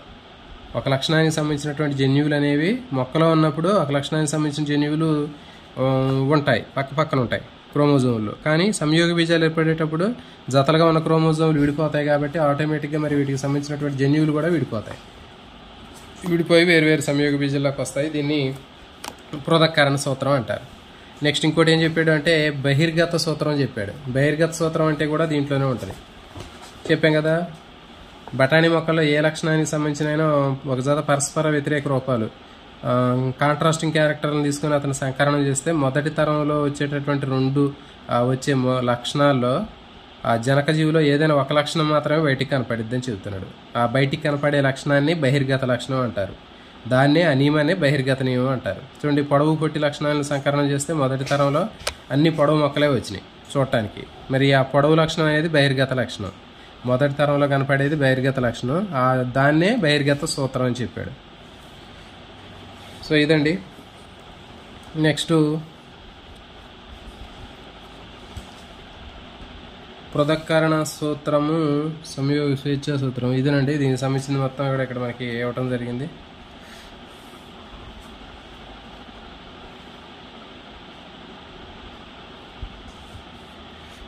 నెక్స్ట్ మెండలు బహిర్గత భావన నుంచి విచలనాలు. సో ఇది చాలా ఇంపార్టెంట్ అండి. ఇది ఇప్పుడు వరకు మనకి తెలిసిందే ఇది, కానీ ఇప్పుడు నేర్చుకునేటటువంటిది ఏంటంటే కొత్త టాపిక్ ఏంటంటే, మరి మెండల్ ప్రతిసారి ఏం చెప్తున్నాడంటే ఒక పొడవు మొక్క ఒక పొట్టి మొక్కను తీసుకొని సంకరణం చేస్తే F1 తరంలో ఈ రెండిట్లో ఏదైనా ఒక లక్షణం మాత్రమే బయటికి కనపడిద్ది అని చెప్తున్నాడు. ఇక్కడ పొడవు లక్షణం బయటికి కనపడిద్ది, దీన్ని బహిర్గత లక్షణం అని చెప్పాడు. కానీ మరి అన్ని సందర్భాల్లో ఇట్లా జరగట్లా. ఒక జత పరస్పర వ్యతిరేక రూపాలను తీసుకొని సంకరణం జరుపుతుంటే కొన్ని సందర్భాల్లో ఈ తీసుకున్నటువంటి రెండు మొక్కల్లో ఈ ఏ లక్షణం కూడా బయటికి కనపట్ల. మరి అట్లా కనపడకుండా కొత్త లక్షణం అనేది కనపడుతుంది. సో దానికి సంబంధించింది ఏంటి ఇక్కడ మనకి ఎక్స్ప్లెయిన్ చేయడం జరిగిందంటే, ఇక్కడ ఫర్ ఎగ్జాంపుల్ ఉంటే పొడవు లక్షణం అనేది వచ్చింది, లేకపోతే పొట్టి లక్షణం అన్నా రావాలా. కానీ ఇవి రెండింటికంటే డిఫరెంట్గా వేరే కొత్త లక్షణం వస్తుంది. ఇప్పుడు మెండల్ చెప్పినటువంటి అతను తీసుకున్నటువంటి 7 లక్షణాల్లో కూడా అన్నిట్లో కూడా ఈ బయట ఇటు కనిపించేటటువంటి లక్షణాలే కనపడ్డాయి. జనకల్లో ఉన్నటువంటి లక్షణాలు ఒకటి మాత్రమే కనపడింది, కానీ కొత్త లక్షణం ఎక్కడ కనపడలేదు F1 జనరేషన్లో. కానీ దానికి డిఫరెంట్గా ఇక్కడ ఏంటి అంటే డీవియేషన్ వచ్చింది ఇక్కడ. అదే ఇక్కడ చూద్దాం, దాన్ని ఏమంటారంటే అసంపూర్ణ బహిర్గతం అని చెప్పడం జరిగింది. ఇన్కంప్లీట్ డామినెన్స్ అంటారు. సో మరి ఇన్కంప్లీట్ డామినెన్స్, అసంపూర్ణ బహిర్గతత్వం అంటే ఏంటి అంటే చూడండి, ఇక్కడ మనకి సో దీన్ని చూస్తే మీకు ఈజీగా అర్థమైంది ఇక్కడ ఎక్స్ప్లెయిన్ చేస్తే. ఇప్పుడు జనరల్గా ఇది ఎరుపు లక్షణం, ఎరుపు పువ్వులు ఉన్నటువంటి లక్షణం. స్నాప్ డ్రాగన్ ప్లాంట్ అంటారంటే దీన్ని డాగ్ ఫ్లవర్ లేకపోతే స్నాప్ డ్రాగన్, యాంటీరైనో అనేటటువంటి మొక్క. ఈ స్నాప్ డ్రాగన్ అనేటటువంటి మొక్కల్లో అసంపూర్ణ బహిర్గతత్వాన్ని పరిశోధన చేయడం జరిగింది. సో దీనికి సంబంధించి ఏంటంటే జనరల్గా ఇప్పుడు ఎరుపు లక్షణం, ఇది తెలుపు లక్షణం, తెలుపు పువ్వుల లక్షణం. ఇది క్యాపిటల్ ఆర్ ఎరుపు ఆర్ఆర్, స్మాల్ ఆర్ అండి. ఇక్కడ క్యాపిటల్ ఆర్ ఇచ్చిండు. Okay, capital R small R. ఇప్పుడు మనకి మెండల్ ప్రకారం ఏంటంటే ఎరుపు లక్షణానికి సంబంధించిన ఒక జన్యువు వచ్చింది, తెలుపు లక్షణానికి సంబంధించిన ఒక జన్యువు వచ్చింది. ఈ రెండు కలిసి F1 తరంలో వచ్చింది. ఇక్కడ అన్ని ఎరుపు రంగులో ఉంటాయి అని మనకు అనుకుంటాం ఇప్పుడు వరకు. కానీ ఇక్కడ ఏం జరిగిందంటే రివర్స్ అయింది. ఈ జనక తరంలో ఉన్నటువంటి ఎరుపు రంగు పుష్పాలు కానీ తెలుపు రంగు పుష్పాలు కానీ F1 తరంలో ఏర్పడలే. అన్నీ కూడా ఏంటి పింక్ కలర్ వచ్చినాయి ఇక్కడ. సో అప్పుడు మొత్తం తేడా రివర్స్ కొట్టింది. ఏంటిది ఎట్లా జరిగింది ఏంటి అని అనుకున్నారు ఇప్పుడు. ఓకే, సో మరి ఇప్పుడు ఎరుపు లక్షణానికి సంబంధించిన లక్షణం అన్న రావాలా, లేకపోతే తెలుపు లక్షణానికి సంబంధించినటువంటి లక్షణం అన్న ఇక్కడ రావాలి. కానీ ఈ జనకుల్లో లేనటువంటి కొత్త లక్షణం అనేది ఇక్కడ కనపడింది. ఏంటి అది? పింక్, గులాబీ రంగు వచ్చింది. సో కాబట్టి దీన్ని ఏమంటారంటే అసంపూర్ణ బహిర్గతం అంటారు. అంటే ఎరుపు లక్షణానికి సంబంధించినటువంటి జన్యువులు, తెలుపు లక్షణానికి సంబంధించినటువంటి జన్యువులు కలిసి ఇంకో కొత్త లక్షణం అనేది ఏర్పడింది ఇక్కడ. ఓకే, కొత్త లక్షణం అనేది ఏర్పడటం జరిగింది. మరి ఆ కొత్త లక్షణం ఏది అంటే పింక్. సో కాబట్టి దీన్ని ఏమంటారంటే అసంపూర్ణ బహిర్గతత్వం అంటారు. అంటే జనక లక్షణాల్లో ఉన్నటువంటి 2 లక్షణాలకు సంబంధించినటువంటి జన్యువులు ఉన్నప్పటికీ కూడా F1 తరంలో ఆ 2 జనక లక్షణాలకు సంబంధించినటువంటి ఏ ఒక్క లక్షణం కూడా కనపడకుండా ఆ రెండింటికి భిన్నంగా ఉన్నటువంటి కొత్త లక్షణం మనకి F1 జనరేషన్లో కనపడినట్లయితే దాన్ని ఏమంటారంటే అసంపూర్ణ బహిర్గతత్వం అని చెప్పడం జరుగుతుంది. మరి ఇప్పుడు ఏమైంది F1 జనరేషన్లో మనకి దాని ప్రకారం capital R, small R same దానిలాగే ఉంది. కానీ దృశ్య రూపంలో బయటికి కనపడటం మాత్రం అన్ని పింక్ ఉన్నాయి, మరి ఈ కలర్ కనపడలే. సో ఇప్పుడు ఏం చేశారంటే ఈ పింక్ కలర్లో ఉన్నటువంటి F1 జనరేషన్లో వచ్చినటువంటి మొక్కల్ని వాటికి మళ్ళీ క్రాసింగ్ చేశాడు. వాటికి మళ్ళీ క్రాసింగ్ చేసి సేమ్ మెండల్ చేసినట్లుగానే మళ్ళీ F2 జనరేషన్ కంటిన్యూ చేశాడు. ఇది F2 జనరేషన్. మరి F2 జనరేషన్ కంటిన్యూ చేసినప్పుడు F2 జనరేషన్లో మనకి ఎట్లా వచ్చినాయి అంటే చూడండి, ఎరుపు రంగు కలిగినటువంటి ఒక మొక్క వచ్చింది జనకతరంలో ఉన్నట్లుగా, తెలుపు రంగు కలిగినటువంటి మొక్క ఒకటి వచ్చింది జనకతరంలో ఉన్నట్టుగా, తర్వాత F1 జనరేషన్లో వచ్చినట్టు పింక్ కలర్ 2 వచ్చినాయి. సో ఈ విధంగా మనకి దృశ్య రూప నిష్పత్తిలో మొదటి తరంలో అన్ని గులాబీ కలర్ మొక్కలు వచ్చినప్పటికీ జనకతరం లక్షణాలు లేనప్పటికీ F2 తరంలో మళ్ళీ జనకతరంలో ఉన్న లక్షణాలు బయటకు కనపడ్డాయి. ఓకే, మరి ఇక్కడ దీనికి దృశ్య రూప నిష్పత్తి తీసుకున్నట్లయితే 1:2:1. జన్యు రూప నిష్పత్తి తీసుకుంటే సేమ్ దాంట్లో ఇంక క్యాపిటల్ ఆర్ అనేది ఒకటి ఉంది. అంటే ఏంటి, క్యాపిటల్ ఆర్ అంటే రెడ్. మనకి ఇక్కడ స్టార్టింగ్లో కూడా ఇక్కడ రెడ్ ఇచ్చాడు కాబట్టి అది క్యాపిటల్ ఆర్ రెడ్కి సంబంధించింది. తర్వాత స్మాల్ ఆర్ ఇది ఆల్రెడీ మనకి ఇక్కడ కూడా ఉంది. ఇది స్మాల్ ఆర్కి సంబంధించింది అంటే ఇది తప్పిచ్చాడండి. ఇక్కడ స్మాల్ ఆర్ అంటే ఏంటి, తెలుపు. ఇది ఒక రేషియో వచ్చింది. నెక్స్ట్ క్యాపిటల్ ఆర్ మనకి ఆల్రెడీ ఫస్ట్ జనరేషన్లో వచ్చింది కదా, క్యాపిటల్ ఆర్ ఇది పింక్. కాబట్టి 1:2:1. జన్యు రూప నిష్పత్తి కూడా 1:2:1 అండి. సో కాబట్టి ఇది గుర్తుపెట్టుకోండి. మెండల్కు సంబంధించినటువంటి అసంపూర్ణ బహిర్గతత్వంలో, ఇన్కంప్లీట్ డామినెన్స్లో మనకి జన్యు రూప నిష్పత్తి, దృశ్య రూప నిష్పత్తి సేమ్ వచ్చాయి. సో ఇది గుర్తుపెట్టుకోండి.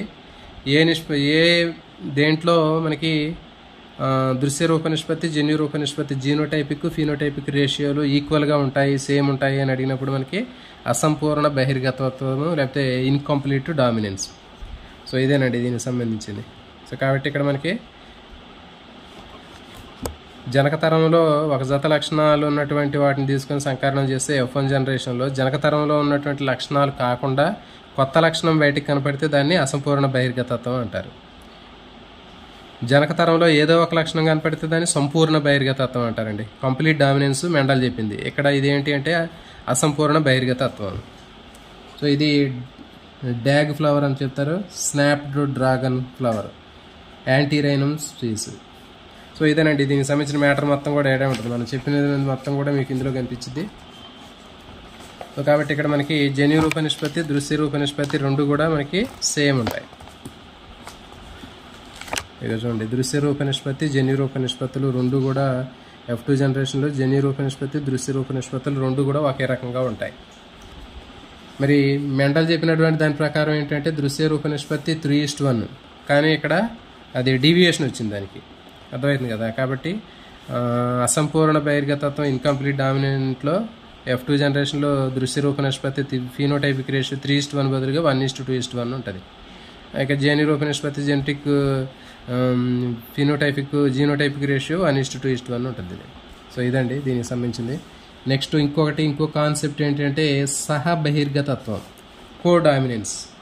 సో ఇది కూడా ఇంపార్టెంట్ అనండి. ఇది కూడా మనకి మెండల్ చెప్పినటువంటి దానికి డీవియేషన్ ఇక్కడ కూడా కనిపించింది. ఇదేంటంటే మరి చూడండి, కో డామినెన్స్ అంటే ఏంటి అంటే ఇక్కడ చెప్దాం. చూడండి, మెండల్ చెప్పినటువంటి దాని ప్రకారం పొడవు, మీకు ఇది ప్రతిసారి నేను ఎందుకు రాస్తున్నానంటే మీకు అర్థమైపోతుంటుందండి ప్రతిసారి. సో కాబట్టి నేను అందుకే ఇక్కడ మీకు చెప్తున్నాను. ప్రతిసారి చెప్తే క్యాపిటల్ టీ పొట్టి, స్మాల్ టీ అని చెప్పాం.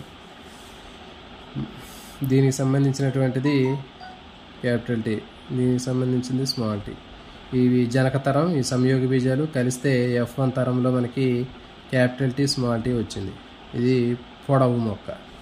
మెండల్ చెప్పిన దాని ప్రకారం మెండల్ ఏం చెప్పాడంటే సంపూర్ణ బహిర్గతత్వం చెప్పాడు. అంటే ఏంటి, ఒక జత పరస్పర వ్యతిరేక రూపాలను తీసుకొని సంకరణం చేస్తే ఏక సంకరణం ప్రకారం ఈ రెండిట్లో ఒకటి మాత్రం స్పష్టంగా బయటికి కనపడిద్ది అని చెప్పాడు. అది బహిర్గత లక్షణం అని చెప్పాడు. దాన్ని సంపూర్ణ బహిర్గతత్వం అని చెప్పాం. తర్వాత అసంపూర్ణ బహిర్గతత్వం అంటే ఏంటి, జనకతరంలో ఉన్నటువంటి రెండు లక్షణాల్లో ఏది లేకుండా కొత్త లక్షణం బయటికి కనపడిద్ది అని చెప్పాడు. ఓకే, అది అసంపూర్ణ బహిర్గతత్వం, ఇన్కంప్లీట్ డామినెన్స్. అంటే మన ఇంతకుముందు ఇక్కడ చెప్పిన దాని ప్రకారం ఎరుపు తెలుపు పువ్వులు తీసుకున్నాం. ఎరుపు స్నాప్డ్రాగన్లో ఎరుపు తెలుపు తీసుకొని రెండింటికి సంకరణం చేస్తే వచ్చే మొక్కలో మెండల్ ప్రకారం ఎరుపన్నా ఉండాలి లేకపోతే తెలుపన్నా ఉండాలి. కానీ ఈ రెండింటి క్యారెక్టర్ జనకతరంలో ఉన్న లక్షణాలు లేకుండా కొత్తగా ఉన్నటువంటి పింక్ కలర్ అనేది వచ్చిందని చెప్పినాడు. సో దాన్ని మనం ఏం చెప్పినామంటే అసంపూర్ణ బహిర్గతత్వం, ఇన్కంప్లీట్ డామినెన్స్ అని చెప్పినాం. ఇక్కడ సహబహిర్గతత్వం అంటే ఏంటంటే జనకతరంలో తీసుకున్నటువంటి లక్షణాలు ఏవైతే ఉన్నాయో, జనకతరంలో ఒక జత లక్షణాలకు సంబంధించినటువంటి తీసుకొని మనం సంకరణం చేస్తే F1 జనరేషన్లో ఈ రెండు లక్షణాలు ఇక్కడ వస్తాయండి. జనకతరంలో ఉన్నటువంటి ఈ రెండు లక్షణాలు కలిసి ఇక్కడ బయటికి కనపడతాయి. సో దాన్ని ఏమంటారంటే సహబహిర్గతత్వం, కో డామినెన్స్ అంటారు. పొడవు పొట్టి తీసుకుంటే మనకి మెండల్ చెప్పినట్లుగా పొడవు లక్షణం అన్న రావాలా, లేకపోతే స్నాప్డ్రాగన్ ఫ్లవర్లో లాగా ఉన్నటువంటి అసంపూర్ణ బహిర్గతత్వం లాగా ఈ రెండు కలిసిపోయి తెలుపు ఎరుపు కలిస్తే కొత్త లక్షణం అన్న రావాలా. కాకుండా ఏంటి అంటే జనకతరంలో ఉన్నటువంటి ఏ లక్షణాలు ఉన్నాయి, రెండు లక్షణాలు రెండు కూడా కనపడుతున్నాయి F1 జనరేషన్లో. సో దాన్ని ఏమంటారంటే సహబహిర్గతత్వం, కో డామినెన్స్ అంటారండి. సో దీన్ని మీకు సింపుల్గా ఇక్కడ ఎక్స్ప్లెయిన్ చేయడం కోసం మనకి ఏంటి అంటే ఒక ఎగ్జాంపుల్ ఇచ్చాడు చూడండి. అవి ఏంటి అంటే మనకి లెంటిల్, ఉత్తర అమెరికాలో పెరిగేటటువంటి ఒక లెగ్యూమినేసి సంబంధించినటువంటి పప్పు ధాన్యాలకు సంబంధించినటువంటి మొక్క లెంటిల్ కులినోరిసిస్ అంటారు దీన్ని. సో ఆ లెంటిల్ అనేటటువంటి మొక్కలో తీసుకుందాం. లెంటిల్ మొక్క తీసుకున్నట్లయితే దాంట్లో ఉన్నటువంటి కాయలు తీసుకున్నట్లయితే, విత్తన కవచం తీసుకున్నట్లయితే, విత్తనాల మీద ఉండేటటువంటి కవచం తీసుకుంటే దాంట్లో స్పాట్స్ ఉంటాయి, మచ్చలు ఉన్నటువంటి గింజలు ఉంటాయి, తర్వాత చుక్కలు ఉన్నటువంటి గింజలు ఉంటాయండి. చూడండి ఇక్కడ మీకు మచ్చలు అనేటటువంటి దానికి పెద్ద పెద్ద మచ్చల్లాగా ఉంటాయి. సో దాంట్లో ఫర్ ఎగ్జాంపుల్ ఇది ఒక గింజ అనుకుందాం, దీంట్లో మనకి ఇట్లా పెద్ద పెద్ద మచ్చలు లాంటివి ఉంటాయి. అదే చుక్కలు అంటే మనకి దీంట్లో తీసుకుంటే అక్కడ చిన్న చిన్న చుక్కలు లాంటివి ఉంటాయి. ఓకే, కాబట్టి ఇక్కడ మనకి మచ్చలు చుక్కలు అనేటటువంటి రెండు రకాలైనటువంటి విత్తన కవచాలు కలిగినటువంటి లెంటిల్ అనేటటువంటి లెగ్యూమినేసి పంట ఉత్తర అమెరికాలో ఉంది. ఇప్పుడు ఏం చేశారంటే రెండింటికి క్రాసింగ్ చేశారు. మచ్చలు కలిగినటువంటి ఆ లెంటిల్ మొక్కకి, చుక్కలు కలిగినటువంటి కవచం కలిగినటువంటి విత్తనం కలిగినటువంటి మొక్కకి క్రాసింగ్ చేస్తే F1 జనరేషన్లో మనకి సంయోగ బీజాలు. F1 జనరేషన్లో మనకి మెండల్ ప్రకారం ఈ మచ్చలు ఉన్నటువంటి గింజలను కవచం అన్న రావాలి, లేకపోతే ఈ రెండింటికి డిఫరెంట్గా ఉన్నటువంటి కొత్త లక్షణం అన్న రావాలా, అంటే మచ్చలు ఉన్నటువంటి లక్షణము చుక్కల లక్షణం కాకుండా కొత్త లక్షణం అన్న రావాలా. ఓకే, ఇన్కంప్లీట్ డామినెన్స్ లాగా. కానీ ఇక్కడ ఏమైందంటే రెండు లక్షణాలు కనపడుతున్నాయి. F1 జనరేషన్లో వచ్చినటువంటి విత్తనాల కవచాన్ని పరిశీలిస్తే మచ్చలు కలిగినటువంటి తర్వాత చుక్కలు కలిగినటువంటి రెండు రకాలైనటువంటి లక్షణాలు ఒకే గింజ మీద కనపడ్డాయండి. సో దీన్ని ఏమంటారంటే సహబహిర్గతత్వం అంటారు, కో డామినెన్స్ అంటారు. అర్థమైంది కదా, సహబహిర్గతత్వము, కో డామినెన్స్ అంటారు. మీకు ఇంకా సింపుల్గా అది మనకు అర్థం కావాలంటే ఏబిఓ రక్త వర్గాలు తీసుకున్నట్లయితే ఏ రక్త వర్గము తర్వాత బి రక్త వర్గం కలిగినటువంటి ఇద్దరు వ్యక్తుల్లో మేల్ ఫీమేల్ మధ్య వాళ్ళకి మ్యారేజ్ జరిగినట్లయితే వాళ్ళకి పుట్టే పిల్లలు ఏబి రక్త వర్గాన్ని కలిగి ఉంటున్నారు. అంటే ఏ రక్త వర్గం ఉంటుంది, బి రక్త వర్గం, దీనికి సంబంధించినటువంటి జన్యువు దీనికి సంబంధించినటువంటి జన్యువులు రెండు కూడా ఉన్నాయి. అంటే ఏబి రక్త వర్గం అనేది ఉంటుంది. ఓకే, సో ఇట్లా దాన్ని ఏమంటారంటే మనకి సహబహిర్గతత్వం అంటారు. సో ఇది గుర్తుపెట్టుకోండి, సహబహిర్గతత్వం అంటే కో డామినెన్స్ అంటే ఏంటి, రెండు ఉంటాయి. కో అంటే రెండు కదా, పక్క పక్కన ఉండే, కాబట్టి రెండు లక్షణాలు ఉంటాయి. లెంటిల్ అనేటటువంటి మొక్క అండి, ఇది ఉత్తర అమెరికాలో పెరిగిద్ది, లెగ్యూమినేసి పంట. దీంట్లో మచ్చలు కలిగినటువంటి కవచం కలిగినటువంటివి ఉంటాయి, కొన్ని చుక్కలు కలిగినటువంటి కవచం కలిగినవి ఉంటాయి. రెండింటికి క్రాసింగ్ చేస్తే మొదటి తరంలో వచ్చేవి పంట గింజలను పరిశీలిస్తే వాటి కవచాల మీద మచ్చలు కలిగినవి చుక్కలు కలిగినవి రెండు కూడా ఉన్నాయి. సో ఇప్పుడు వీటికి మళ్ళీ క్రాసింగ్ చేస్తే F2 జనరేషన్లో చూడండి, F2 జనరేషన్లో సేమ్ దీనిలాగే వచ్చాయి. దృశ్య రూప నిష్పత్తి తీసుకున్నట్లయితే మనకి ఇక చూడండి, ఒకటి మచ్చలు, రెండు మచ్చలు చుక్కలు, ఓకే, తర్వాత ఒకటి చుక్కలు, సేమ్ 1:2:1 దీంట్లో కూడా. అంటే దృశ్య రూప నిష్పత్తి జన్యు రూప నిష్పత్తి రెండు కూడా సేమ్ ఉన్నాయండి ఇక్కడ మనకి కూడా. సో దాంట్లో లాగే అసంపూర్ణ బహిర్గతత్వం, సహబహిర్గతత్వంలో గుర్తుపెట్టుకోండి, మనకి దృశ్య రూప నిష్పత్తి జన్యు రూప నిష్పత్తి 1:2:1 ఉంటాయి. ఓకే, సో ఇది అంటే 25% మచ్చలు కలిగిన మొక్కలు ఉంటాయి, తర్వాత 50% మచ్చలు చుక్కలు కలిగినటువంటివి ఉన్నాయి, తర్వాత కేవలం చుక్కలు కలిగినటువంటివి 25% ఉన్నాయి. కాబట్టి అంటే 1:2:1. సో ఇది దీనికి సంబంధించిందండి.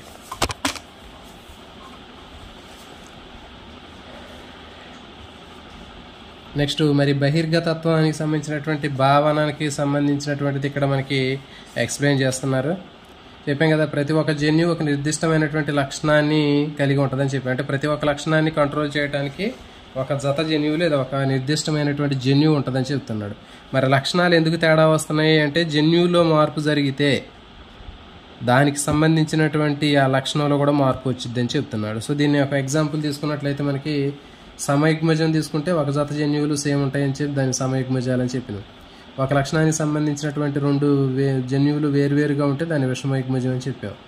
అయితే ఇక్కడ చూడండి, ఒక ఎంజైమ్ అది ఉత్పత్తి చేసేటటువంటి పదార్థం కానివ్వండి సమాచారం ఆధారంగా ఇక్కడ ఒక ఎక్స్ప్లెయిన్ చేస్తున్నాం మనం. ఇక్కడ ఒకటి ఏంటంటే ఒక జన్యువుకి 2 రూపాలు ఉంటాయని చెప్పినాం, వాటిని యుగ్మ కలపాలని చెప్పినాం. అయితే ఇక్కడ చూడండి, జన్యువులో మార్పు జరిగితే వాటికి సంబంధించినటువంటి అవి కంట్రోల్ చేసే లక్షణాల్లో కూడా మార్పు రావడం జరుగుతుందని చెప్తున్నాం. ఏంటంటే ఫర్ ఎగ్జాంపుల్ చూడండి, ఇక్కడ ఒక లక్షణానికి సంబంధించి ఒక ఎంజైమ్ను ఉత్పత్తి చేసేటటువంటి జన్యువుకి సంబంధించినటువంటి లక్షణంలో మార్పు జరిగితే ఆ జన్యువులో మార్పు జరిగితే ఆ దానికి సంబంధించినటువంటి లక్షణంలో జన్యువులు ఉత్పత్తి చేసే పదార్థంలో మార్పు జరుగుతుందంట. ఎట్లా అంటే సాధారణంగా విడుదలయ్యేటటువంటి సాధారణంగా ఒక ఎంజైమ్ ఉత్పత్తి చేసే పదార్థానికి సంబంధించిన సాధారణ స్థితిలోనే ఉండవచ్చు, లేకపోతే తక్కువ ఉత్పత్తి చేసే సామర్థ్యమైనా ఉండవచ్చు ఒక ఎంజైమ్. తర్వాత లేకపోతే క్రియారహితమైనటువంటి ఎంజైమ్ లాగా ఉండవచ్చు, లేకపోతే అసలు ఎంజైమ్ రహితంగా ఉండవచ్చు. అంటే మరి ఈ కండిషన్ ఎట్లా ఉంటుందంటే ఒక లక్షణానికి సంబంధించినటువంటి 2 జన్యువులు ఉంటాయని చెప్పినాం. ఇప్పుడు ఇది చెప్పాం కదా, ఒక ఎంజైమ్ను ఉత్పత్తి చేసేటటువంటి జన్యువులు అని చెప్తున్నాం. సో దీంట్లో సాధారణ లక్షణానికి సంబంధించినటువంటి జన్యువులు ఉన్నట్లయితే మనకి ఎంజైమ్ ఉన్నట్లయితే అవి మామూలుగా ఉంటుంది. ఒకవేళ జన్యువులో ఏమైనా మార్పు వచ్చినట్లయితే అప్పుడు ఏమైందంటే ఆ ఎంజైమ్ ఉత్పత్తి చేసేటటువంటి సామర్థ్యం తగ్గొచ్చు, లేకపోతే క్రియారహితం అయిపోవచ్చు, లేకపోతే ఎంజైమ్ లేకుండా అయినా ఉండవచ్చు.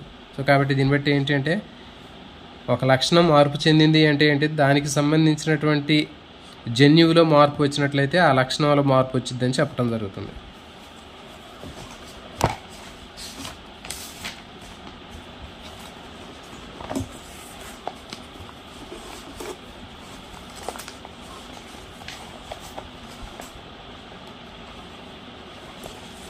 నెక్స్ట్ చూడండి, మెండల్కి సంబంధించి 2 జన్యువుల అనువంశికత.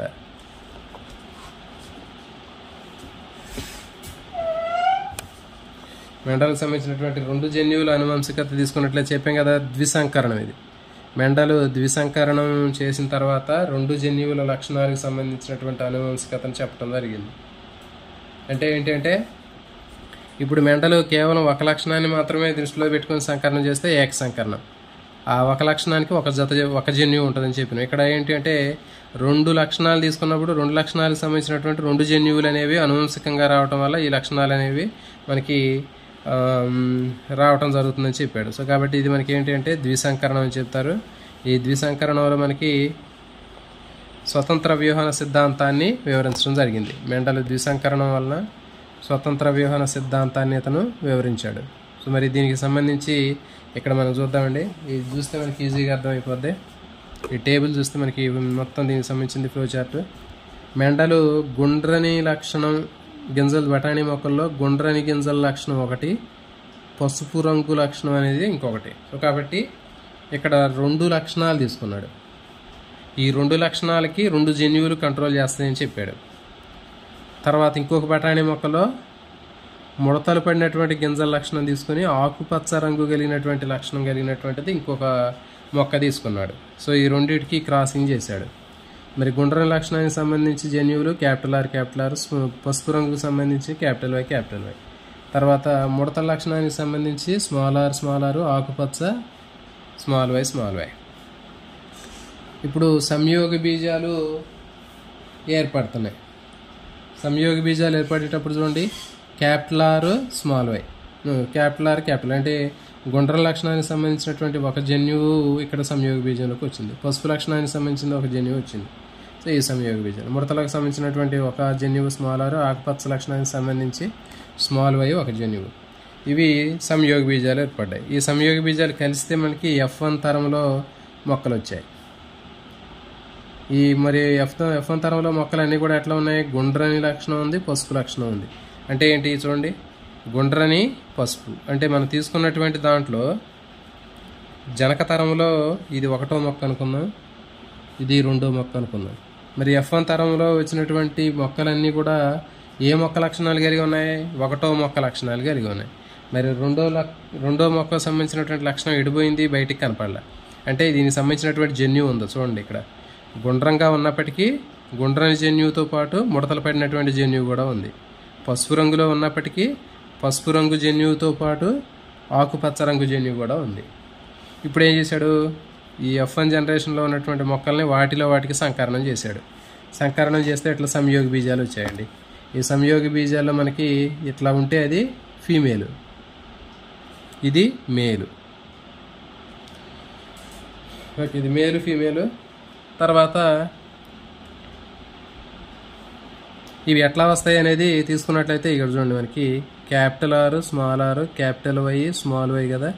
సో దీని నుంచి ఇది, దీని నుంచి ఇది, తర్వాత దీని నుంచి ఇది, దీని నుంచి ఇది, ఇట్లా వేసుకుంటే మనకి 4 రకాలైనటువంటి గ్యామెట్స్ అనేవి వస్తాయి. ఇక్కడ చూడండి, capital R, capital Y, next capital R, small y, next small r, capital Y, small r, small y. So ఇట్లా 4 సంయోగ బీజాలు వచ్చాయి. ఇక్కడ అటు ఇటు వేసుకున్నాం. దీన్ని ఇట్లా మనకి చక్కర్ బోర్డు ప్రకారం చేస్తే మనకి ఫైనల్గా మనకి దృశ్య రూప నిష్పత్తి అనేది చూడండి ఎట్లా వచ్చిందంటే మనకి 9 గుండ్రని 9:3:3:1 వచ్చాయి. సో ఇక్కడ చూడండి, మనకి గుండ్రని పసుపు అనేటటువంటిది మనకి జనకతరం మొక్క లక్షణం. ఇక్కడ చూడండి, ఇది గుండ్రని పసుపు అనేది జనకతరం లక్షణం. తర్వాత ముడతలు ఆకుపచ్చ అనేది జనకతరం లక్షణం, ఇది జనకతరం లక్షణం. కానీ వాటితో పాటు గుండ్రని పసుపుతో పాటు గుండ్రని, చూడండి ఇక్కడ గుండ్రని పసుపుతో పాటు గుండ్రని ఆకుపచ్చ లక్షణం కూడా వచ్చింది. తర్వాత ముడతల ఆకుపచ్చ అనేది జనకతరం లక్షణం. ఈ జనకతరం లక్షణంతో పాటు ముడతల పసుపు కూడా వచ్చింది. సో కాబట్టి ఇవేంటి అంటే జనక లక్షణాలు, ఇవి జనక సంయోజకాలు, ఇది జనక సంయోజకం. ఇవి పునఃసంయోజకాలు, రీకాంబినెంట్స్ అంటారండి. పునఃసంయోజకాలు, రీకాంబినెంట్స్ అంటారు. అంటే హైబ్రిడ్ మొక్కలు, అంటే జనకతరంలో లేనటువంటి లక్షణాలు అనేటటువంటివి సంతానంలో కొత్తగా రావడం జరిగింది. అంటే ఈ జన్యువులు ఒకదానితో ఒకటి రీకాంబినేషన్ జరగడం వల్ల కొత్త లక్షణాలు అనేవి ఏర్పడ్డాయి. ఇది మెండల్ చెప్పినటువంటిది. మెండల్ దృశ్య రూప నిష్పత్తి 9:3:3:1 అండి. ఇది చాలా చాలా ఇంపార్టెంట్, గుర్తుపెట్టుకోండి, దీనికి సంబంధించింది. మరి స్వతంత్ర వ్యూహన సిద్ధాంతం అనేటటువంటిది ఏం చెప్పాడు అంటే చూడండి, మెండలు ఒక జత 2 లక్షణాలను దృష్టిలో పెట్టుకొని సంకలనం చేసినప్పుడు ఒక లక్షణానికి సంబంధించినటువంటి జన్యువులు మరొక లక్షణానికి సంబంధించినటువంటి జన్యువుల మీద ఎలాంటి ప్రభావాన్ని చూపించకుండా స్వతంత్రంగా వ్యవహరిస్తాయని చెప్తున్నాడు. అంటే ఏంటి చూడండి, ఇక్కడ గింజల రంగు ఒక లక్షణం, గింజల ఆకారం అనేది ఇంకొక లక్షణం. సో కాబట్టి గింజల రంగుకు సంబంధించినటువంటి జన్యువులు గింజల ఆకారానికి సంబంధించినటువంటి లక్షణం మీద ఎలాంటి ప్రభావాన్ని చూపించకుండా స్వతంత్రంగా వ్యవహరిస్తాయి. తర్వాత గింజల రంగు ఆకారానికి సంబంధించినటువంటి జన్యువు గింజల రంగు మీద ఎలాంటి ప్రభావాన్ని చూపించకుండా స్వతంత్రంగా వ్యవహరించడం జరుగుతుంది అని చెప్పాడు. అంటే వీటికి ఇప్పుడు గింజల రంగుకు సంబంధించి పసుపు, తర్వాత ఆకుపచ్చ. సో వీటికి వీటి మీద ప్రభావం చూపిస్తాయి. కానీ గింజల ఆకారానికి సంబంధించినటువంటి గుండ్రని పసుపుకు సంబంధించినటువంటి లక్షణం మీద ఎలాంటి ప్రభావాన్ని చూపించకుండా స్వతంత్రంగా వ్యవహరిస్తుందని చెప్తున్నాడు. సో దీన్నే స్వతంత్ర వ్యూహన సిద్ధాంతం అని చెప్తారు. సో ఇక్కడ మీకు గమనించినట్లయితే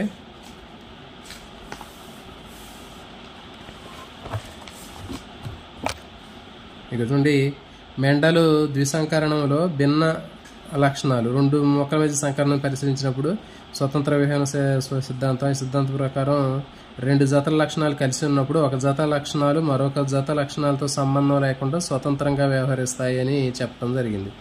అంటే F1 తరాన్ని గమనించినట్లయితే ద్వివిషమయుగ్మజత, ఇది 2 ఉన్నాయి కదా విషమయుగ్మజాలు, గింజల రంగు తర్వాత గింజల ఆకారానికి సంబంధించినవి. ఒక జత జన్యువులు క్యాపిటల్ R, స్మాల్ r పృథక్కరణ తీసుకుంటే 50% సంయోగ బీజాల్లో క్యాపిటల్ R వచ్చింది, తర్వాత ఇంకొక 50% దాంట్లో స్మాల్ ఆర్ ఉంది. సంయోగ బీజాలు క్యాపిటల్ ఆర్ స్మాల్ ఆర్తో పాటు యుగ్మవికల్పం వై క్యాపిటల్ వై స్మాల్ కూడా ఇవి ఉంది. సో కాబట్టి 50% అవి ఉంటాయి, 50% ఇవి ఉంటున్నాయని చెప్పి చెప్పడం జరుగుతుంది. ఇది దీనికి సంబంధించిందంటే నెక్స్ట్ క్రోమోజోములకు సంబంధించినటువంటి అనువంశికత సిద్ధాంతాన్ని తీసుకున్నట్లయితే చూడండి, మరి 1865 సంవత్సరంలో మనకి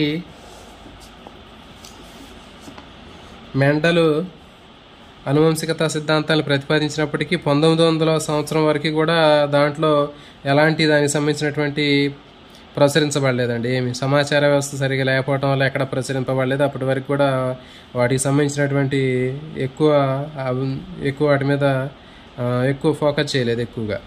కానీ తర్వాత వాటి మీద పరిశోధన చేయడం జరిగిందండి. తర్వాత మరి దీన్ని కారకాలని చెప్పారు. మెండల్ చెప్పినటువంటి ఏవైతే ఉన్నాయో మెండల్ చెప్పినటువంటి కారకాలని చెప్పి ఆ కారకాలని ఇప్పుడు జన్యువులు అని చెప్పడం జరుగుతుంది. 1900 సంవత్సరంలో 3 శాస్త్రవేత్తలు డివిరిస్, కోరెన్స్, షేర్మార్క్, సో వీరు 3 ఇంపార్టెంట్ అండి. వీళ్ళు మెండల్ చెప్పినటువంటి లక్షణాలని మళ్ళీ మెండల్ చెప్పినటువంటి అనువంశికత సూత్రాలని మళ్ళీ పరిశోధన చేసి కనుక్కున్నారు. సేమ్ అదే ఎక్స్పెరిమెంట్స్ వీళ్ళు కనుక్కోవడం జరిగింది. సేమ్ అదే రకమైనటువంటి రిజల్ట్ రావడం జరిగింది. ఇదే సమయంలో మరి మైక్రోస్కోప్ కూడా కనుక్కోవడంతో కణ విభజనను స్పష్టంగా పరిశీలించగలిగారు. సెల్ డివిజన్ అసలు ఎట్లా జరుగుతుంది ఏంటి అనేటటువంటి విషయాన్ని వాళ్ళు స్పష్టంగా పరిశీలించగలిగారు. మరి కణ విభజన కంటే ముందుగా కేంద్రకంలో ఒక నిర్మాణాలు ఉంటాయని చెప్పి రెట్టింపు అవుతాయి అనేటటువంటి విషయాన్ని కనుక్కున్నారు. చెప్పాం కదా, ఇప్పుడు కణం విభజన చెందే ముందు కణంలో ఉన్నటువంటి జెనెటిక్ మెటీరియల్ ఏదైతే ఉందో క్రొమాటిన్ అది డబల్ అయిద్దని చెప్పినాం. కణం సైజు పెరిగిద్ది, దాంట్లో ఉండే జెనెటిక్ మెటీరియల్ క్రొమాటిన్ కూడా డబల్ అయిద్దని చెప్పారు. వీటిని క్రోమోజోములు అని చెప్పాము. ఈ క్రోమోజోములు అనేవి కేవలం కణ విభజన జరిగేటప్పుడే క్రోమోజోములు అనేవి ఇట్లా కనపడతాయండి. కణ విభజన జరగకముందు ఉండేటటువంటి దశని అంతర్దశ అని చెప్పాం కదా, మరి అంతర్దశలో ఇట్లా ఉంటాయి, క్రొమాటిన్ వల్లలాగా ఉంటుంది. కణ విభజన జరిగేటప్పుడు మాత్రం ఇవి స్పష్టంగా ఉన్నటువంటి క్రోమోజోముల్లాగా కనపడతాయి. తర్వాత వీటిని క్రోమోజోములు అన్నారు. తర్వాత 1902 సంవత్సరంలో క్షయకరణ విభజనలో క్రోమోజోముల యొక్క చలన దశని కనుక్కోవడం జరిగిందండి.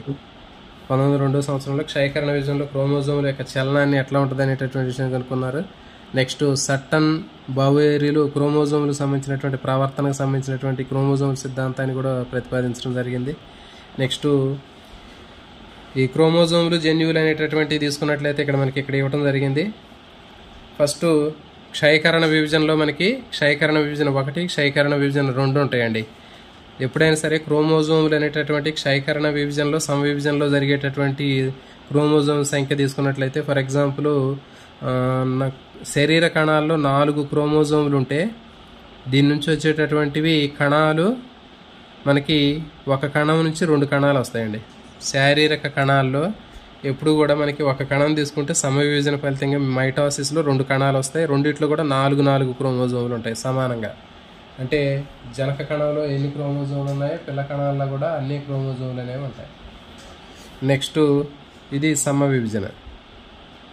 తర్వాత క్షయకరణ విభజన తీసుకున్నట్లయితే క్షయకరణ విభజనలో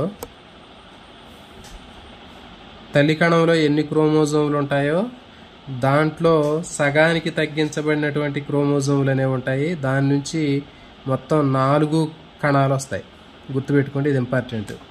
క్షయకరణ విభజన ఫలితంగా వచ్చే కణాలు ఎన్ని అంటే 4 కణాలు ఉంటాయి. ఒకదాని నుంచి 4 కణాలు వస్తాయండి. ఈ 4 కణాలు వస్తాయి. ఒక్కొక్క దాంట్లో 2 క్రోమోజోములే ఉంటాయి. సగం అయితే నెంబర్ ఆఫ్ క్రోమోజోముల సంఖ్య అనేది సగానికి తగ్గించబడి ఉంటుంది. అండమాతృ కణం అనుకుంటే ఇది, దీని నుంచి వచ్చే అండ కణాలు సగం క్రోమోజోములే 2 ఉంటాయి. తర్వాత శుక్ర కణం అనుకుంటే శుక్రమాతృ కణంలో 4 ఉన్నాయి అనుకుంటే దాంట్లో శుక్ర కణాల్లో 2 ఉంటాయి. సో ఇది. సో దీంట్లో మనకి క్షయకరణ విభజన 1, 2 అనేవి ఉంటాయండి. చూడండి, మొదట క్షయకరణ విభజనలో ఇప్పుడు G1 దశ అని చెప్పాము మనం. గ్యాప్ 1లో మనకి ఎన్ని ఉన్నాయి ఇక్కడ క్రోమోజోములు? 1, 2, 3, 4 క్రోమోజోములు ఉన్నాయి. ఈ 4 క్రోమోజోములు G1 నుంచి గ్యాప్ 2కి వచ్చేసరికి ఏమైంది, మనకి సెల్ సైకిల్ ఉంటుంది కదా, దాంట్లో G1, S, G2 అని చెప్తాం కదా. కాబట్టి G1లో మనకి కణం యొక్క పరిమాణం పెద్ద అయిద్దని చెప్పాం. నెక్స్ట్ DNA సింథసిస్ జరిగిద్దని చెప్పాం. G2లో మనకి కణాంగాలు పెరిగిద్ది అని చెప్పాం.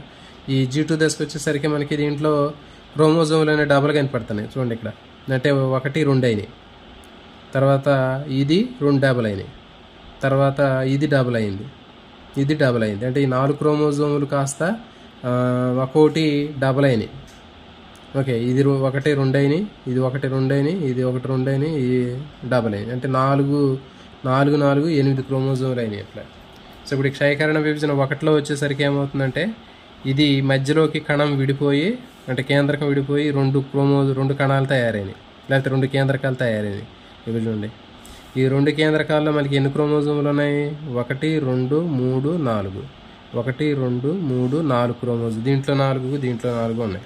అంటే ఆల్రెడీ మనకి 4 క్రోమోజోములు కాస్త డబల్ అయినాయి కదా ఇక్కడ. మరి డబల్ అయినప్పుడు 4 8 అయినాయి కాబట్టి ఈ 8 క్రోమోజోములు దీంట్లో 4 పోయినాయి. ఇది క్షయకరణ విభజన 1 కంప్లీట్ అయ్యేసరికి ఇట్లా ఉంటుంది. మళ్ళీ క్షయకరణ విభజన 2లో ఏమైందంటే ఈ ఒక్కొక్క కణము వచ్చినటువంటి ఒక కణం నుంచి వచ్చినటువంటి కణాలు ఏవైతే ఉన్నాయో మళ్ళీ ఒక్కొక్క కణం కూడా మళ్ళీ క్షయకరణ విభజన 2లోకి పోయిద్ది.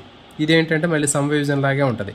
సో దీని నుంచి 2గా డివైడ్ అయింది. చూడండి ఇక్కడ ఈ కణం నుంచి 2 కణాలు వస్తే దీంట్లో 1 2 3 4 క్రోమోజోములు కాస్త దీంట్లో 2 వచ్చినాయి, మళ్ళీ దీంట్లో 2 వచ్చినాయి, దీంట్లో 2 వచ్చినాయి. సో కాబట్టి ఫైనల్గా మనకి ఇక్కడ చూడండి 4 క్రోమోజోములు ఉన్నటువంటి ఒక శుక్రకణం అండకణం తీసుకుంటే దీంట్లో మనకి ఒక శుక్ర మాతృకణం నుంచి తీసుకుంటే దాంట్లో 4 వచ్చినాయి.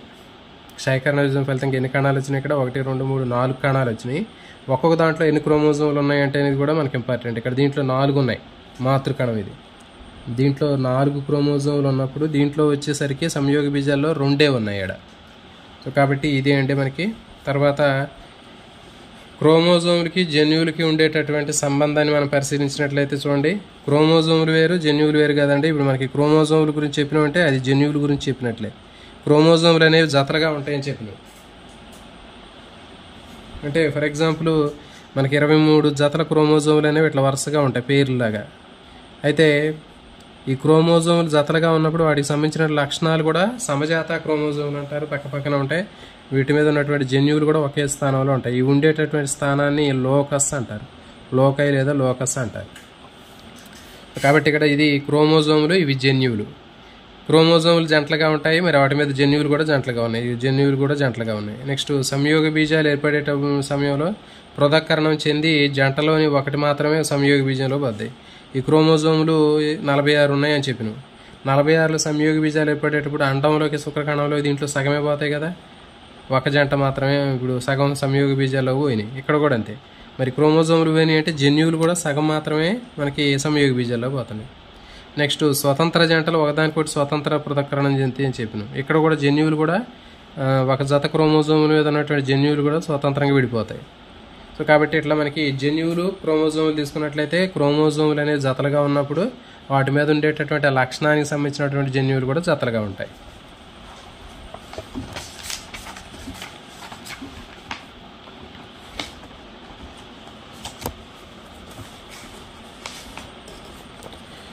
సో ఇదేనండి దీనికి సంబంధించింది మొత్తం. తర్వాత మెండల్ చెప్పినటువంటి సిద్ధాంతాలు ఈ క్రోమోజోములకు సంబంధించినటువంటి క్రోమోజోముల యొక్క చలనాన్ని ఉపయోగించి మెండల్ సిద్ధాంతాన్ని కూడా వివరించడం జరిగిందండి. అంటే క్రోమోజోముల గురించి ఎప్పుడైతే కనుక్కోవడం మొదలుపెట్టారో క్రోమోజోములు వాటికి సంబంధించినటువంటి కణ విభజన క్రోమోజోముల విభజన గురించి నేర్చుకున్న తర్వాత మెండల్ సూత్రాలను కూడా దీనికి అప్లై చేసి చెప్పడం జరిగింది. అంటే సమజాత క్రోమోజోములు జతలుగా ఉన్నటువంటి లక్షణాలకు సంబంధించినటువంటి సమజాత క్రోమోజోములు జతలుగా ఉన్నటువంటి విడిపోయినప్పుడు వాటికి సంబంధించినటువంటి జన్యువులు కూడా విడిపోతాయని చెప్పాం కదా. ఇది చూడండి, ఇప్పుడు ఒక లక్షణానికి సంబంధించినటువంటి జన్యువులు ఇక్కడ జతలుగా ఉన్నాయనుకున్నాం. జతలుగా ఉన్నటువంటి ఆ జన్యువులు అనేటటువంటి క్రోమోజోములు మామూలుగా జనరల్గా క్రోమోజోములు జతలుగా ఉంటాయని చెప్పినాం. జతలుగా ఉన్నటువంటి క్రోమోజోములు విడిపోయినప్పుడు వాటి లక్షణాలకు సంబంధించినటువంటి జన్యువులు కూడా విడిపోతాయని చెప్పినాం. ఇక్కడ చూడండి 1 4 క్రోమోజోములు ఉన్నాయి. ఇక్కడ 4 క్రోమోజోములు ఉన్నటువంటి అంటే ఒక జత జన్యువులు ఇవి. అంటే సరే సమజాత క్రోమోజోములు అని చెప్పినాం. జతలుగా ఉన్నటువంటి క్రోమోజోములు సమజాత క్రోమోజోములు అని చెప్పినాం కదా. ఇక్కడ మనకి 1 2 3 4 ఉన్నాయి. ఇక్కడ 4 క్రోమోజోములు ఉన్నాయి.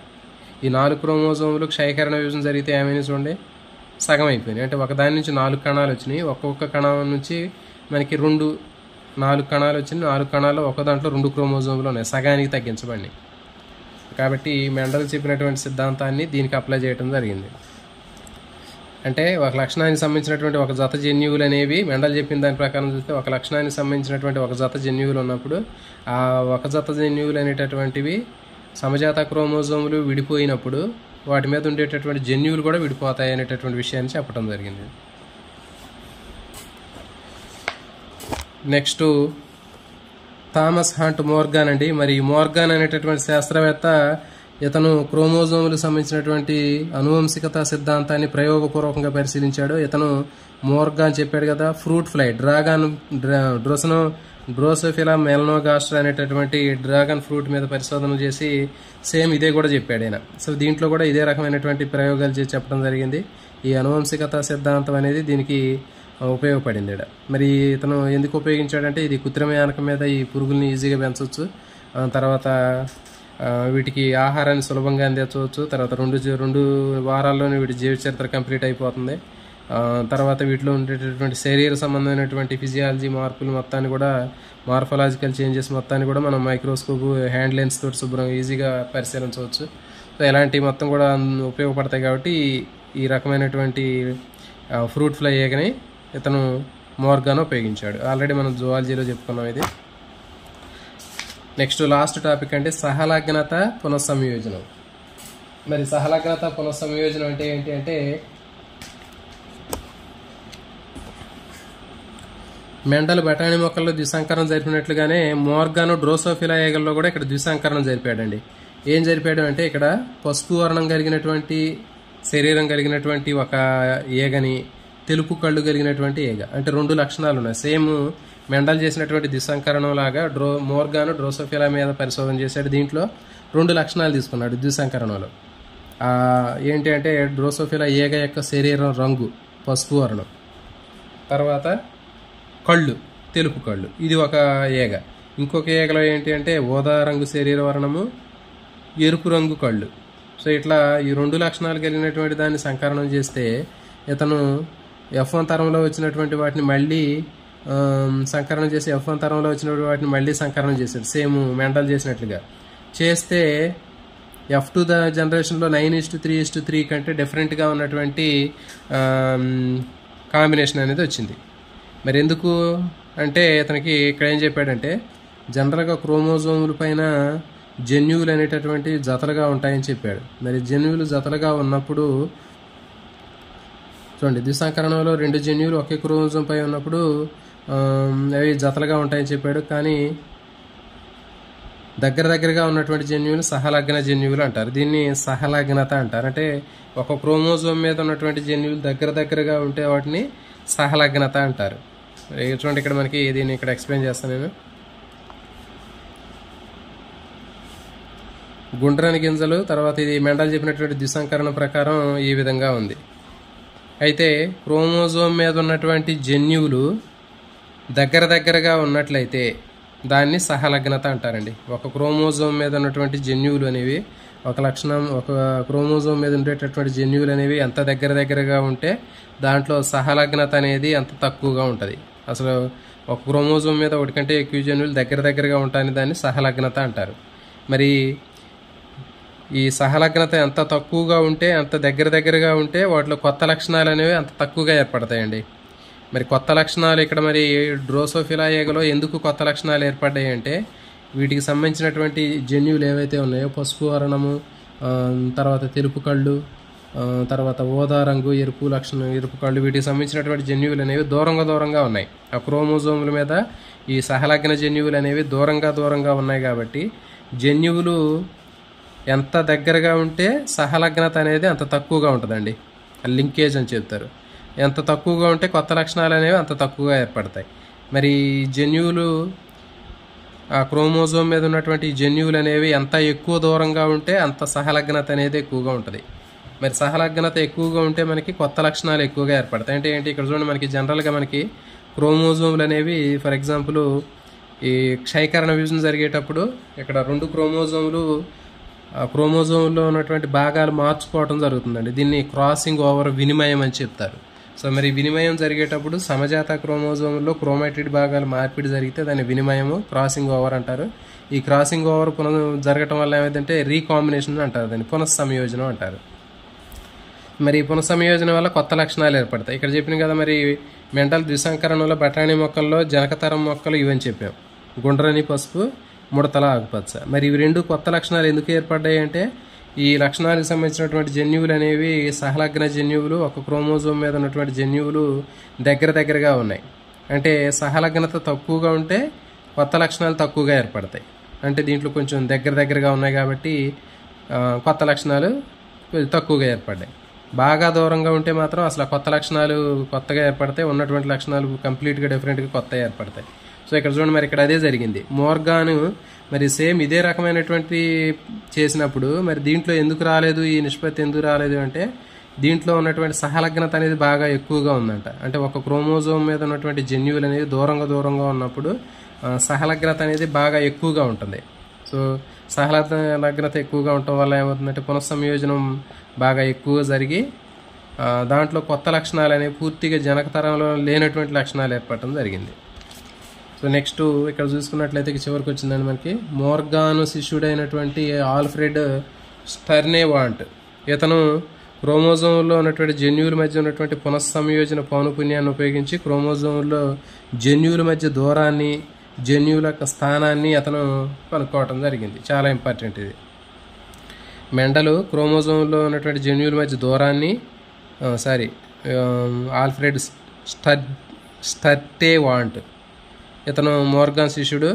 ఇతను ఏం చెప్పాడంటే క్రోమోజోమ్ మీద ఉన్నటువంటి జన్యువుల మధ్య దూరాన్ని, ఎగ్జాక్ట్ దాని యొక్క లొకేషన్ని పటం రూపంలో తెలుసుకున్నాడు. ఇది ఇంపార్టెంట్. ఆల్ఫ్రెడ్ స్టర్నేవాంట్.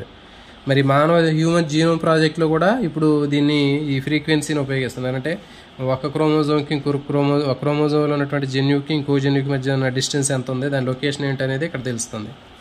నెక్స్ట్ ఉత్పరివర్తనాలు అండి. ఇది లాస్ట్ టాపిక్ కొద్దిగా ఉంది.